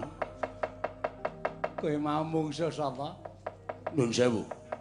Mengsah kula Adipati Blendis Kesuma. Ora aku saiki tak takon karo kowe. Nggih. Kurawa iki arep menang mungsuh sapa ta? Mungsuh Pandhawa kalah, mungsuh Panakawan kalah, mungsuh Blendis kalah. Coba ta petungen. Lah kok dadi mung mungsuh Nayaka anyaran sing durung duwe jaya kawijayan kok kalah iki nek cara aku isin mongko kowe iki kadang nata. Kowe iki sedulure Enom anak Prabu Duryudana kok nganti kalah karo kawula ngloji tengara iki apa ora gawe isining pamanmu Plasa Jenar terus sing arep tak ndelke iki sapa coba aku tak takon. Kula sumanggaken, Mas. Ning nyatane ampuh-ampuh tangane atos-atos kabeh. Wong niku lho do macul, Mas. Ngapal tangane. Atose ora jamak-jamak sampeyan mboten percaya mang nyoba mriku. Ora mung waton maido. Nyatane ya kalah tenan kok dipaidu. Wong kalah dipaidu niku atine lara lho, Mas. Ora mang padake sapa-sapa. Bejak lho, Man. Temen sapa kowe? Lasirun. Wong niku ketoke mboten petha, mboten kaya wong. Bringose niku kalih rambute ketol bringose. Mripate menteleng. Ketoke perang kali kula sepisan tak antem tiba, kula wis batin modar wong iki. Ning bareng dheweke gelem ngantem kali kula, wah tangane antepe ra jamak-jamak. Ya kulina ngusungi kayu kaya. Dadi ya wis otot bebayune iki wis dilatih. Nggih, kula sumanggaken. Kalah. Kawon. Anak Pendhita Durna kok kalah karo wong lumrah. Kajengipun nyatanipun ya kalah kok arep ngapake meneh. Pun dicoba bola-bali nyatane kalah kok. Kula sumanggaken sampeyan niku wisane wing maidu. Maidu niku penak wae. Wing paitan swara. Lemuk.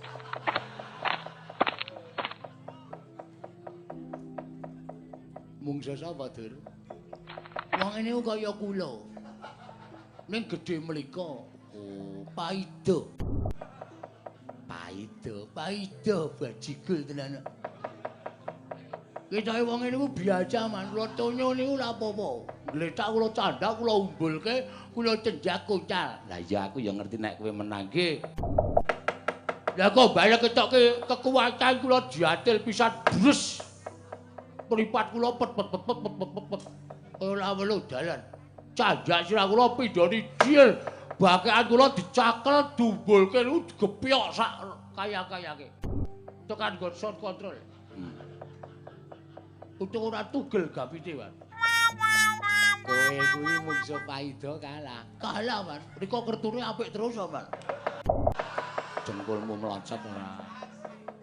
Pamadake terus padake kalah, Mas. Saiki kula wis aduh isin, Mas.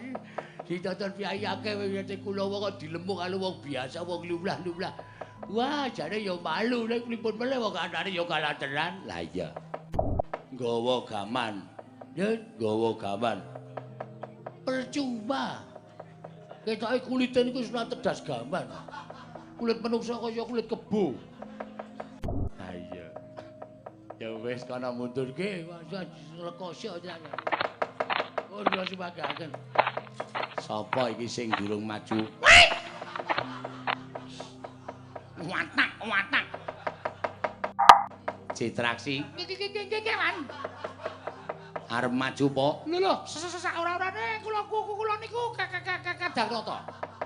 Nek nganti kula ora maju, wirang bebarang. Ha iya. Dulur-dulurmu do kalah nek kowe ora maju rak ya isin. Isin. Kuku kula terus piye? Mungsuhe sapa, Man? Mungsuhe werna-werna. Arep milih sapa?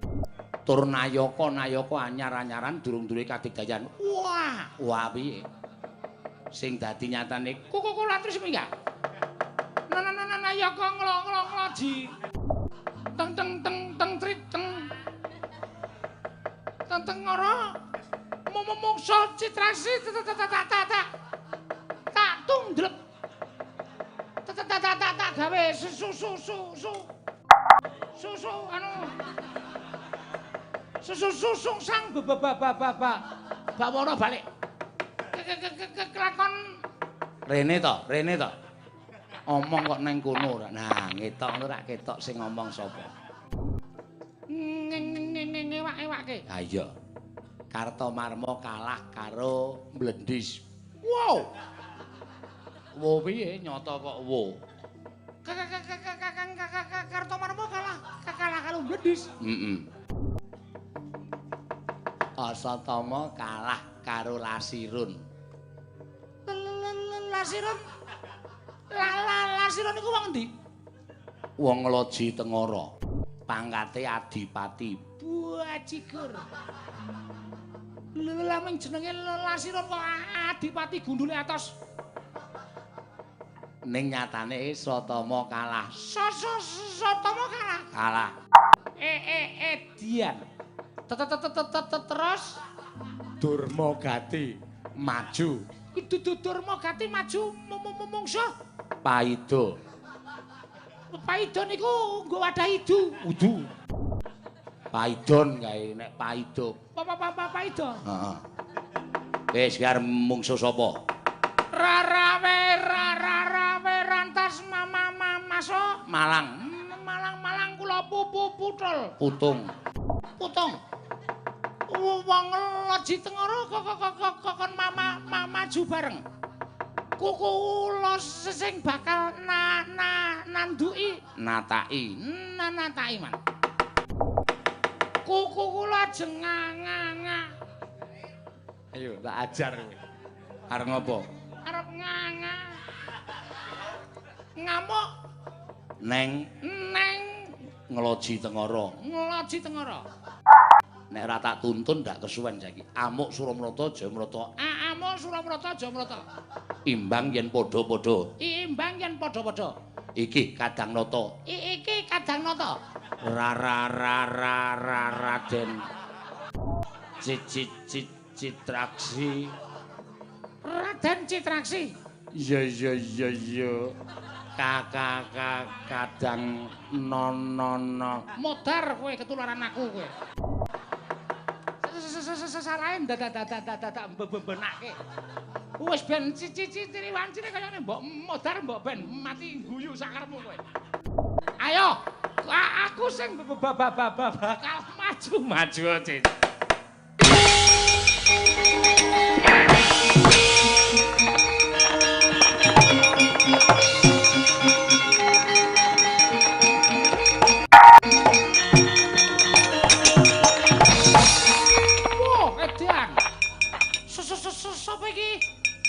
Adipati Lasirun.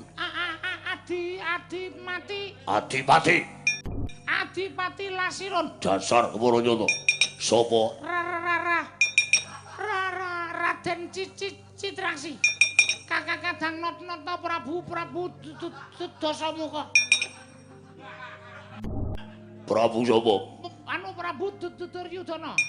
Kowe gelem ora Ratu Gustimu Prabu Belgeduel belese mudhun saka dampar gelem ora?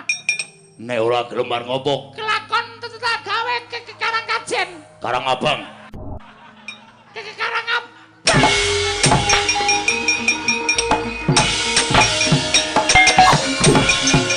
Amuk Suramrata Jayamrata Bang.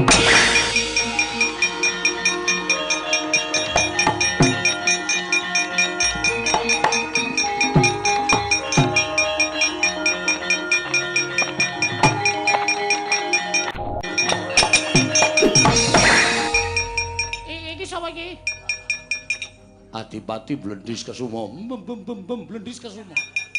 Kok sesandanganmu kaya ketapruk. Ketoprak. Ora sandadak gagas sandangan. Ayo kowe apa aku sing tekaning pati. Jelas kowe. Lasirun we kalah karo aku kok ming Mlendis ki kowe ki njaluk anu njaluk mati cocot anu cara piye? Ayo iki mergane mati dening aku.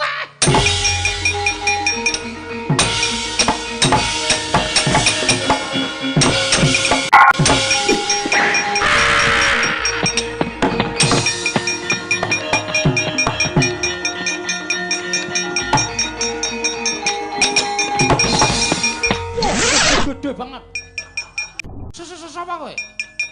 Paido. Apa Paido? Sing ngalake Durma Gati mau. Dasar Paranyata. Iki sapa? Bocah cilik. Cilik ning mentes. Kaya lombok rawit. Lombok rawit. Citraksi. Citraksi. Dasar Keparanyata. Dulurmu kalah kabeh karo aku. Kowe arep njaluk mati cara piye? Tidak modar. Motor diapurmu kowe.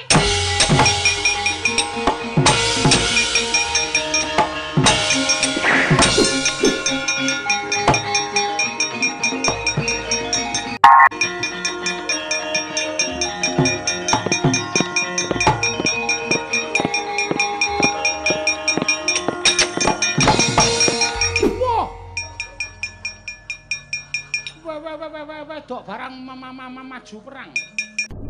Sapa kowe? Sapa? Bisu apa ya? Ditakoni ora semaur kok menjep. Kowe arep mbelani Prabu Bel Kedua Beh. Mati dening aku. Ora. Dian. Diantem rapopo. Wah. Kowe wong apa demit? Diantem kok rapopo. Nenek pancen digdaya mbalesa.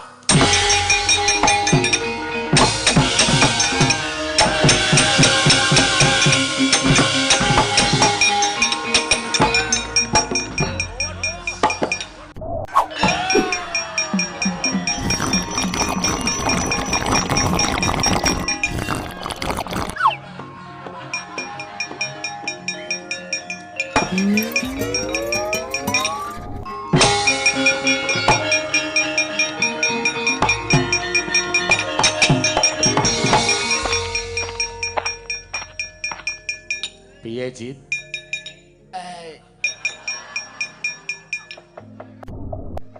Maju perang ora kalah kok malah gelegeken. Nasib baru bagus. Piye? Nasib lagi apik, Man. Lagi apik? Nggih. Lah terus? Kula maju. Lasirun tak ajar. Lasirun tok kalahke, mongko ngalahke Kartomarma. Lah mulane nonton. Delok ora mung tengok-tengok. Ya. Sing kedua mblendis. Oh. Tata-tatanya untune ngarep pitil. Mundur. Oh, terus sing ketiga Paido. Paido kula ajar. Wonten Nayaka Nglajitegara ngundang bojone, Mas. Sapa? Ketoke Solikin ketoke. Bojone gedhe banget.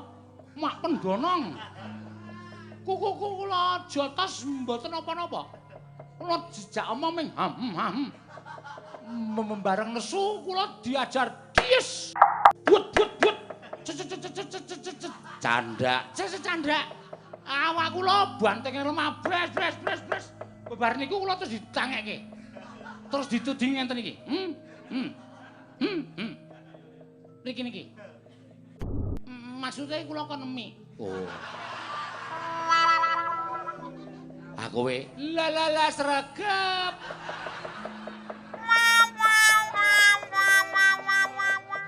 Langsung kula cucuk mawon. Tuh, kaya kimplah-kimplah yo kan. Iya. Wah, mempeng kula ora jamak-jamak. Nyut. Nganti nyuwara. Nganti niku. Kula srot sakayang-kayange. Bareng sing siji kimpes. Arep njaluk sing siji ora dikeke. Jarene nggo bocah-bocah. Antel mon tendang. Kula. Kontal man. Weh. Isih ora wonge. Tak tesih teng mriko. Purun, ajeng sing sisih ajeng mantekke no. Terus lho mana asli. Wah. Sampeyan ra ngerti kok. Mantri Mas. Mang mriko nenek kira-kira ngelak mang mriko. Moh aku senengane ora. Aku ki wis wong tuwa. Domongi kaya ngono kuwi aku ki suregan bojo kaya ngono kuwi aku. Muni ra gelem kok menyang. Oh, pate kuku kurang ajar. Men, nganti ora dikekke diajar kok mongso. Ora pati nduga mon, nek ora gelis, nek ora saksek kalah karo sing enom-enom kuwi rumangsaku ora.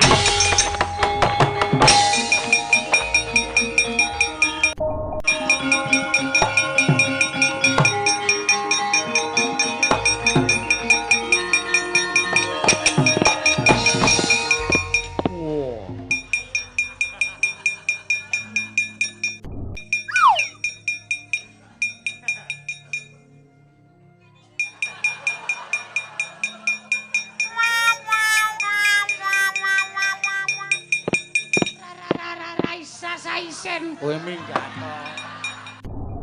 Ngregon-ngregoni ora.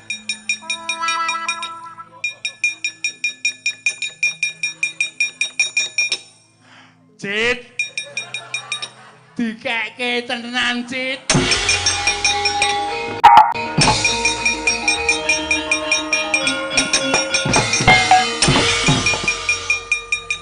Pripun man seger to?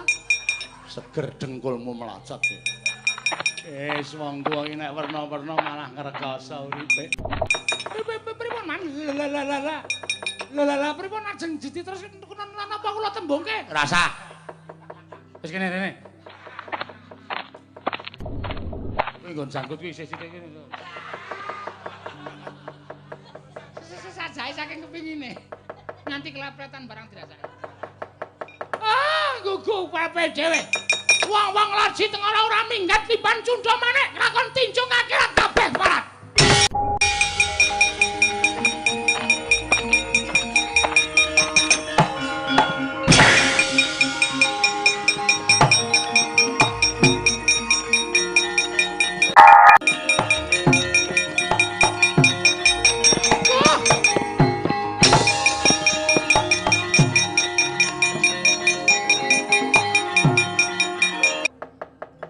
Bubeh kejuel beh.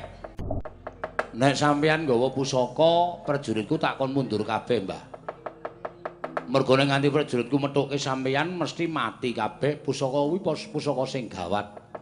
Pusaka kuwi pusaka sing ampuh. Kula nek pancen wani ayo tandingana Kyai Cundha Manik. Tandingana pusakaning Begawan Durna. Kuat nadai Kyai Cundha Manik. Oh, meguru karo kowe 20 taun Prabu Bel kejuel beh. Mbah. Sampeyan nggunakake Cundha Manik kuwi nek nganti dienggo mateni Prabu Bel keduel beh upama aku tekaning pati aku ikhlas merga pati uriping menungsa iki gumantung marang panguwasaning Gusti ning nek upama Gusti ngersake liya Cundha Manik temama ning dadane Bel keduel beh monggo aku ora apa-apa apa sampeyan ra wirang sing jeneng mandi iki ming pengendikaning sing gawe jagat. Ngono. Sampeyan tak critani ya. Iki kok ora crita goroh, ning iki crita mawa bukti. Nek sampeyan ki pendhita, biyen sampeyan mesti tahu ngerti critane Kanjeng Nabi Musa biyen. Wah, waduh banget lemu crita. Iki menggo ngelingke karo sampeyan. Kanjeng Nabi Musa biyen tongkate utawa tekene kae iki jane ming kayu lumrah ning mergo entuk wangsit saka sing gawe urip supaya kon nyabetke ana ing segara abang utawa laut merah jaman semono nganti laute nyigar kuwi mergo saka wis entuk sasmitaning Gusti entuk dawuhing sing gawe urip nek bare kuwi disabetke apa-apa ya ora apa-apa mergo apa sebabe ampuh mergo entuk perintahing sing gawe jagat. Semono uga sampeyan nggawa Cundha Manik.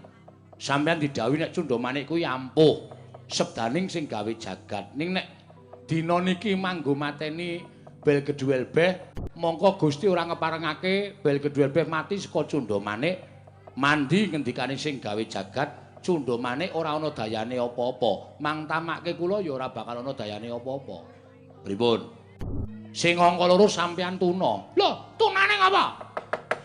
Cundha Manik niku mung iso dienggo sepisan. Niku pusaka ampuh. Mongko ditamakke wong sing kekuatane sak traju sak bobot karo kekuatane Cundha Manik. Lah ming bel kedhuwel beh ming tong-tong shot ratu wingi sore negaraku urung dadi Nalindra lagi entas wae kok arep mangtamani niku. Ya nek sak timbang karo kekuwataning bel kedhuwel beh, nek ora imbang.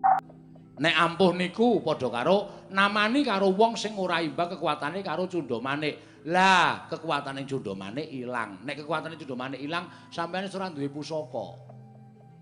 No. Mau nek gunake apa-apa iki nganggo iki, ora nganggo okol. Akale dienggo. Men supaya aja rugi. Sampeyan ngamuk teng negara Ngaji Tengara, sampeyan namani sapa-sapa nganggo Cundha Manik, bar niku Cundha Manik dijaluk karo panguwasaning Gusti. Bali ning Kayiwangan. Sampeyan arep ngopo? Hah? Ora duwe kekuatan. Kula ora apa-apa Mang Tamani. Nggo, Mang tamake dadane Prabu Bel Kedhuwel Beh.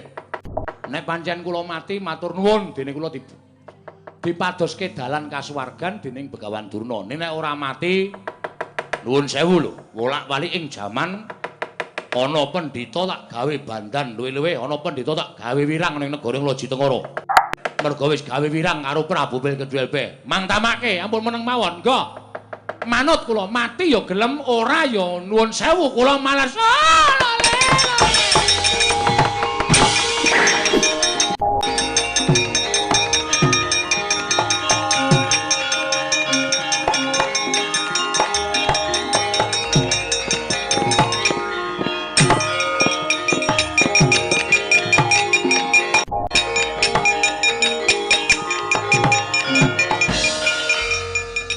Ratapan manah kula sinuwun.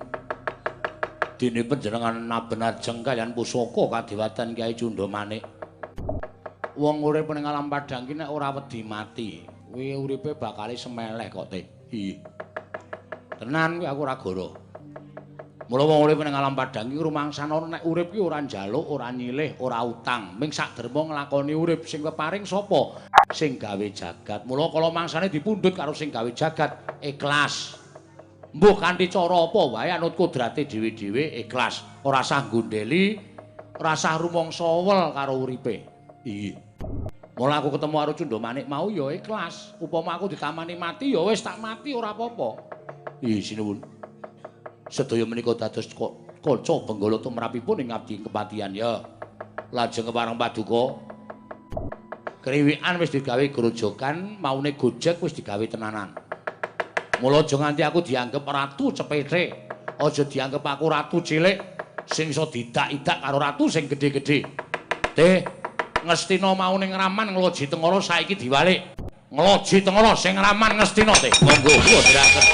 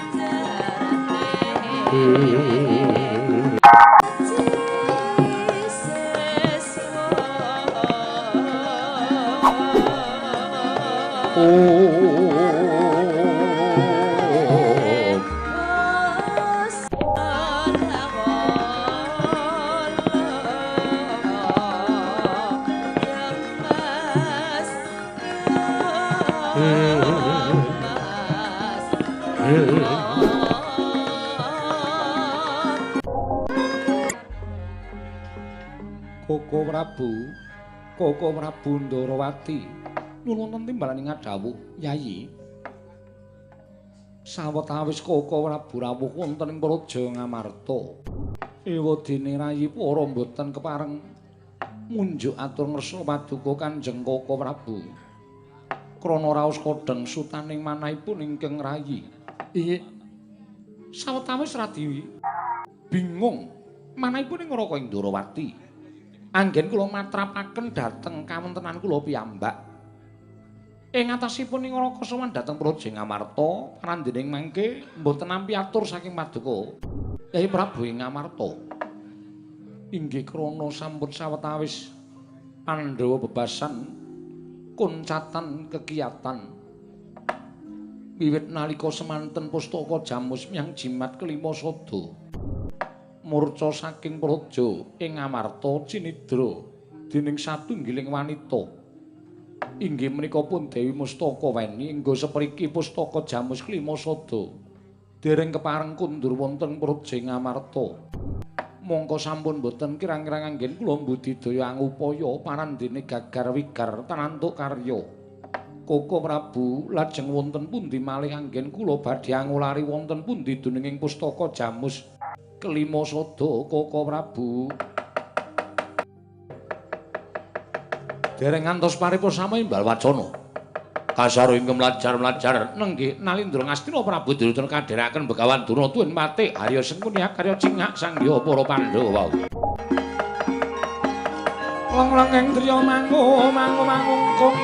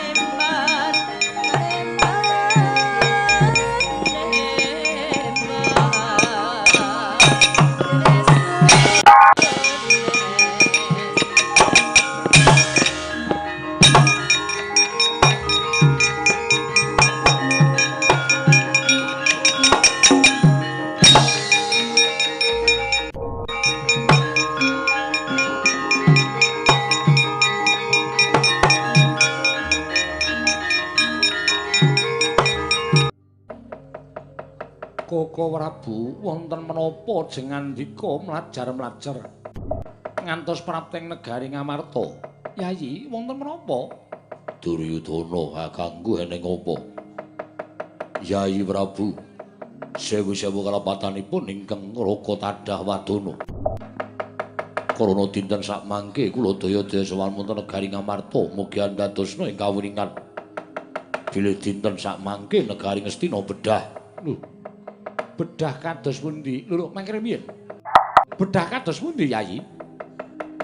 Wonten parang muka saking negari Ngloji Tengara ingkang badhe anglar jajan. Malah jebul pinanggihipun Sang Prabu Bilgedwelbeh Nalindra Ngloji Tengara menika digdaya kliwat ukur. Nadan ingkang Raka ing Ngastina boten saged nrenggalangi kridanipun Prabu Bilgedwelbeh. Mila tumunten kula nganthi paman plasa jenar supados sowan dhateng negari Ngamarta. Ingkang wigatosipun supados nyuwun senjata pitulung dhateng kadang-kadang kula para Pandhawa.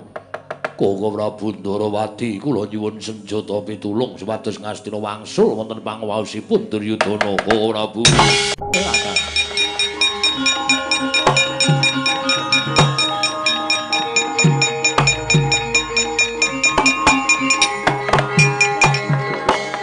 Werkudara. Nggih. Aja nganti syadi. Wegah asung mambiyantu kelawan kadangmu Yayi Prabu Duryudana. Semono uga Janaka Budhala papakna parangmu kaya bedah negara ing Ngastina. Koko Prabu ngestaken dawuh. Ya, ngestake dawuh.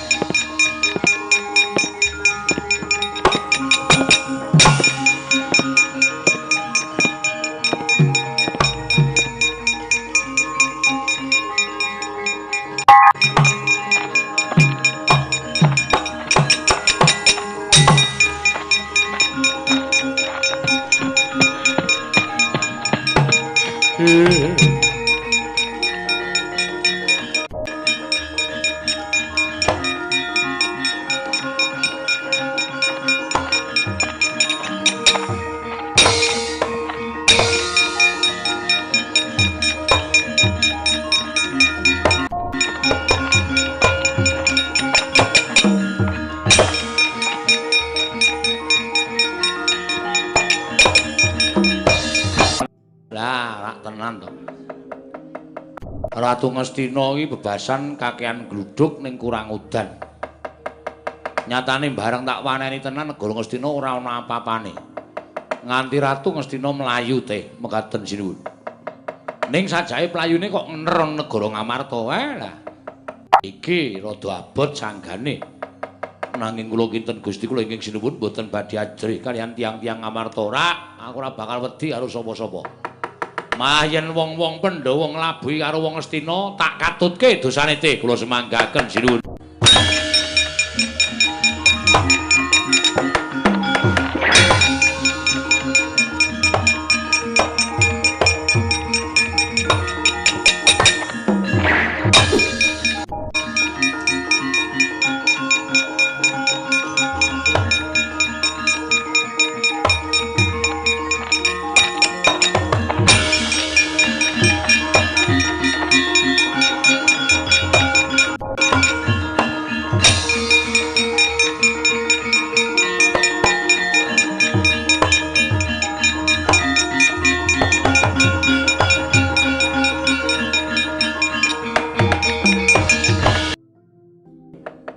Iki apa ing ngaran Prabu Bel Kedhuel B. Dasar kepara nyata. Iki sapa iki? Takon karo aku panengah Pandhawa Raden Janaka. Weh, Raden Janaka. Iya, dasar para nyata. Ora usah dadak kowe wani bedah negara Ngastina. Wani gawe kapitunaning Koko Prabu Duryudana. Hayo Janaka sirnakna leganing atiku. Nuwun sewu Raden. Jane aku ora ndek perkara karo sampeyan. Aku ora ndek perkara karo Raden Janaka. Ning gandeng sampeyan ngewangi karo Prabu Duryudana, mula wis dadi upataning Prabu Tong-tong Sot sapa sing ngewangi Prabu Duryudana tak katutke dosane.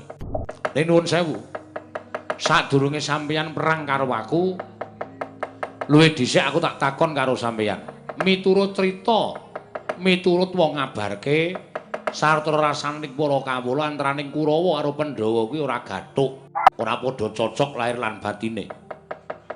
Ora usah dadak ngundat-undat perkara kuwi perkarane Pandhawa lan Kurawa dudu perkaramu. Lho, aku ora melu-melu perkarane Pandhawa lan Kurawa. Ning aku mengandhake. Lah kok dadi barang saiki sing Prabu Duryudana nyuwun tulung marang para Pandhawa kok ditulungi. Monggo nek diitung-itung Pandhawa oleh kasangsaya merga saka pokal gawening Prabu Duryudana kuwi wis marambah makaping-kaping. Wis ora iso diitung nganggo wilanganing driji merga saka akehe. Lah kok dadi saiki sing mestine Ngastina kuwi darbaing para Pandhawa dilenggahi dening Prabu Duryudana. Ngastina bedah. Prabu Duryudana njaluk sak biyantuning para Pandhawa kok tok rewangi nuwun sewu. Raden Janaka kuwi entuk apa? Dipunjung apa? Dening Prabu Duryudana. Apa dipunjung Brana Picis, apa dipunjung Mas Berlian, apa dijanjeni. Monggo nek nitik janji-janji ning Duryudana kuwi ora tau entes. Lah kok mesa isih mbok rewangi, isih mesa mbok belani Prabu Duryudana. Apa merga Ngastina ki ana mustika sing pang banget iso gawe ngluluhke ati. Apa negara Ngastina ki merga ana kencana ingkang bisa gawe bawur paningaling sapa wae. Klebu paningaling Raden Janaka. Klebu paningaling Raden Janaka Satra ing Madukara ingkang kondhang pitataning jalma unusaning titah mantasaning menungsa ning tinemune isih ringkeh batine merga isih kepilut marang mutiara sing mapan ana negara Ngastina.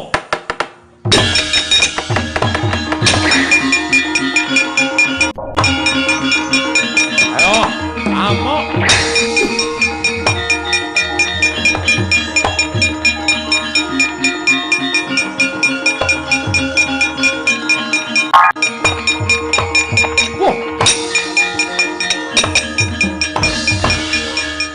Satriya gagah Werkudara. Wah, sapa kowe Prabu Bel Kedhuel B? Janaka mlayu. Wah, pucet rupane. Mbok kapake. Aku ora ngapa-ngapake, Raden. Aku ora ngapa-ngapake Raden Janaka, ya ming tak omongi werna-werna nganti dheweke kewirangan. Wah, mirang-mirang ke adiku lanang. Totoe nyawa. Lho, nek sampeyan ajeng wani karo kula monggo mawon. Wah, mudar kowe.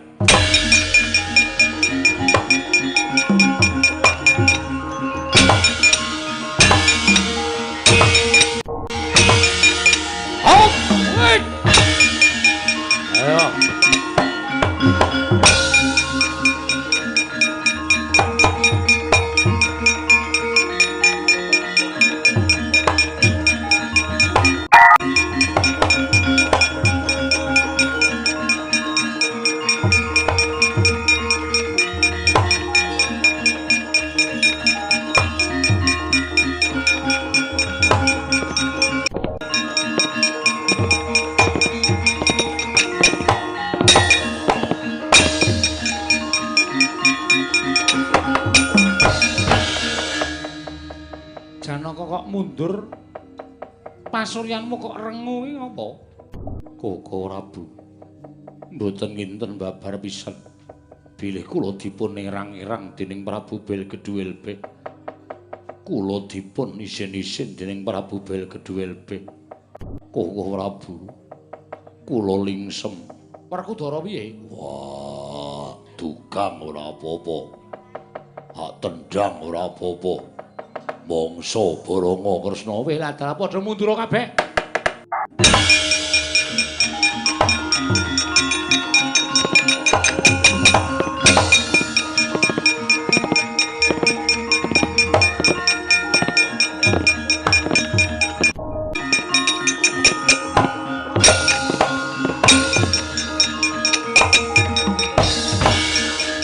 Jagat Dewa Bathara ya jagat pangestu Ngkara. Iki to sing jeneng Prabu Belgeduelbe. Ya, dasar para nyata iki sapa? Takon karo aku Nalindra Ndrawati Prabu Sri Bathara Kresna. Prabu Kresna. Iya, dasar para nyata. Ayo, tok balekke ora negara Ngastina. Ora mbok balekke mungsuhe dudu sapa-sapa, ning Nata Ndrawati. Ayo, tak ajangi jembar legane atiku. Wah, kelakon tinjung akhirat nyawamu kowe, Pak.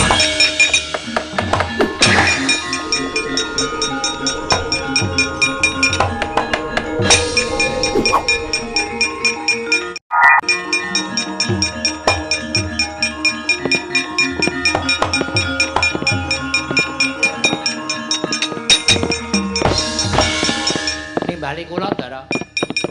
Nimbali kula, Ndara. Petruk nanti tilem. Mumpung Petruk turu, kowe tak kongkon. Nggih. Lah pripun ta? Wis ta, ora sandadak kowe takon werna-werna tak utus. Nggih. Ana ratu ngamuk jenenge Prabu Belgeduelbe. Petukna, kroyoken wong loro. Nek kula mati, mengko tak uripke. Aku duwe Sekar Wijayakesuma. Apa kowe ora percaya marang panjenengan ingsun nek ora tak uripke? Oh nggih pitados. Ya Kang ya. Ya, pisan-pisan ngrasake mati. Lho. Ngrasake mati iki piye? Ya engko ora ya duripke ora urip meneh to. Mungsuhe sinten namine? Prabu Belgeduelbe. Diorang ya. Ya.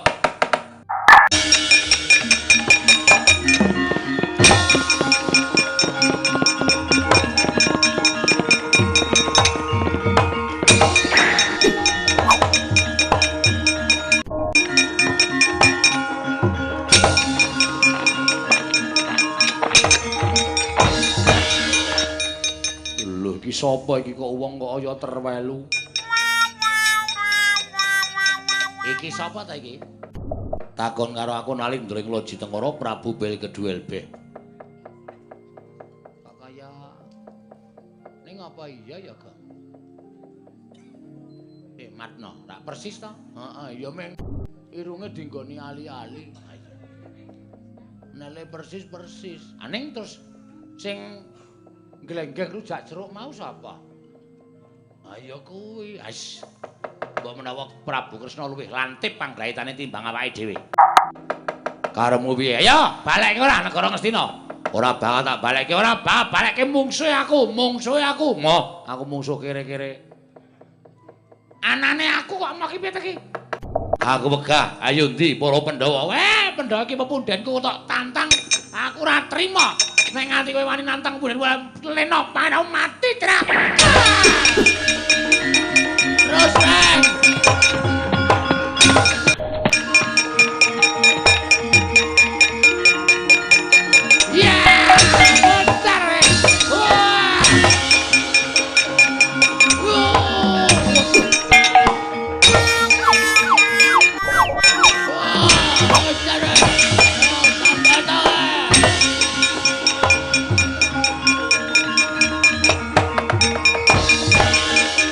den gulung dening kelurahan Logare Mewah Kelurahan Bagong.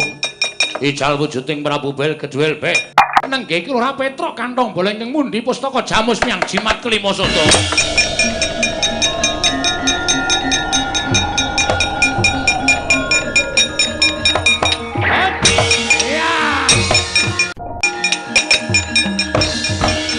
Ngandel ora. Wah! Trembelane iki. Welo. sembruk dengkulmu. Petro sembruk ra. Waduh nganggo jenggot barang. Ayo wis ben to kok ayo suwe lunga saka omah kok ya. Oh, lho kok sik. Iki nek ora tak aturke Sinuwun Darawati ndak ora rampung-rampung perkarane. Ya wis aku aturno. Gus, Sinuwun Darawati manti ndak mriki, Ndara.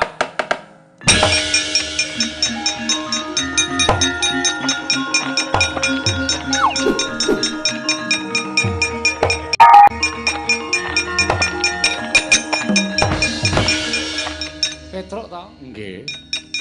Aku wis weruh. Ya mung nek ora tak kandhake gareng karo Bagong, kowe ora bakal iso wujud kaya ngono. Lah kok dadi kowe dadi ratu? Jarene wong sing mundi pustaka James Lima Sada niku apa-apa bisa kasembadan.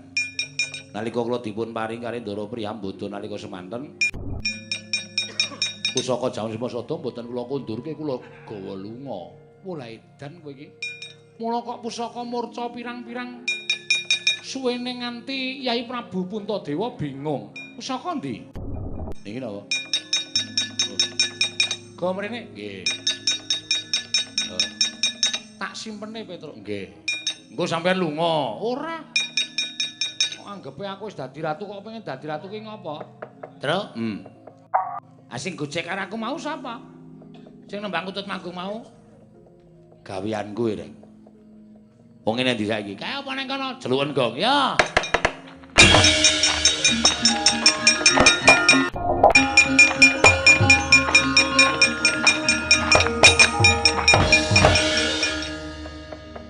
Lemu dadi Petruk wis rampung.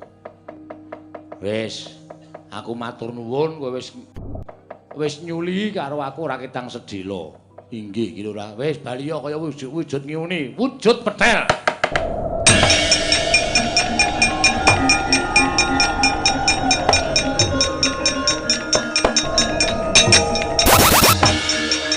Oh, trembelane.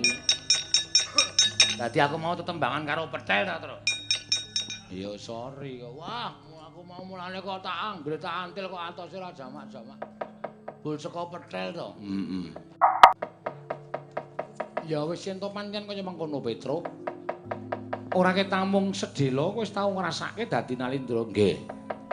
Lah terus kula niku duwe patih. Lho, patihmu sapa? Kajenge mirak tekan mriki.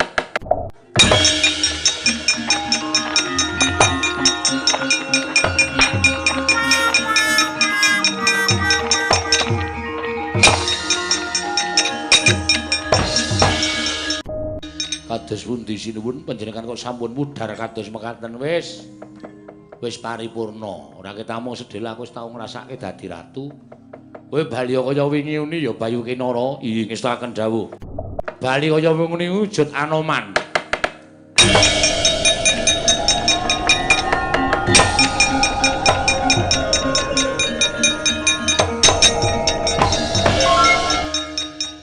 Lajeng Wadyabala ngeloji tengara ingkang kathah sanget. Agawe mang ming tukang son do tak dandani. Oh ngaten. Wis ben nengke wer ganti ya luweh ora ya luweh. Rasa do digagas ngestaken dawuh. Lasirun Paida Blendis ki ming rombongan sound system. Akae mau ya gleleng do tak dandani cara adipati. Do tak kon perang barang. Wah, glelenge ora jamak-jamak ya. Jane sedinane ya ming tunggu diesel. Inggih mekaten lho. Wis ya, bali yo ning Kendali Sada. Anoman kowe bali ning Kendali Sada. Lho nggih sinuwun ngestaken dawuh.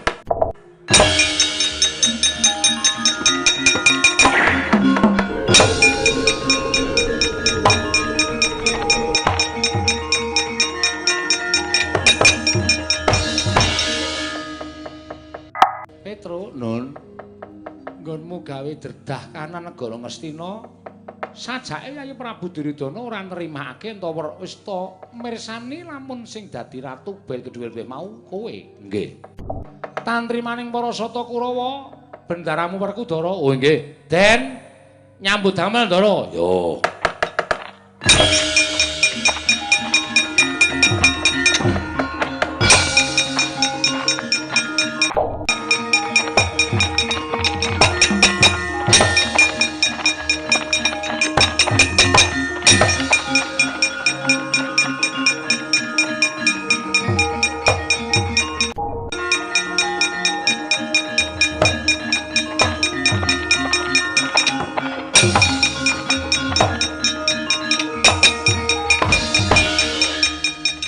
sedan alas sing dadi ratu jebul Petruk ya.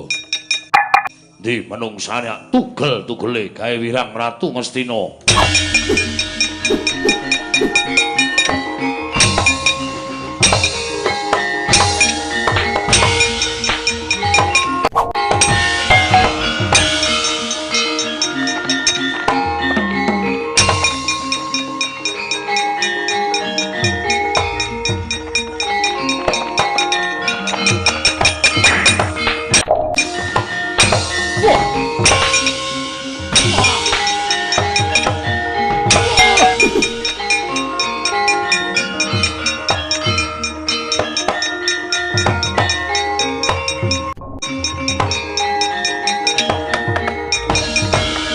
Arsa madangi jagat tuk mungu-mungu paneng sapucaking bukir marebak bangsu mirat keneng soroting surya mekalan gunung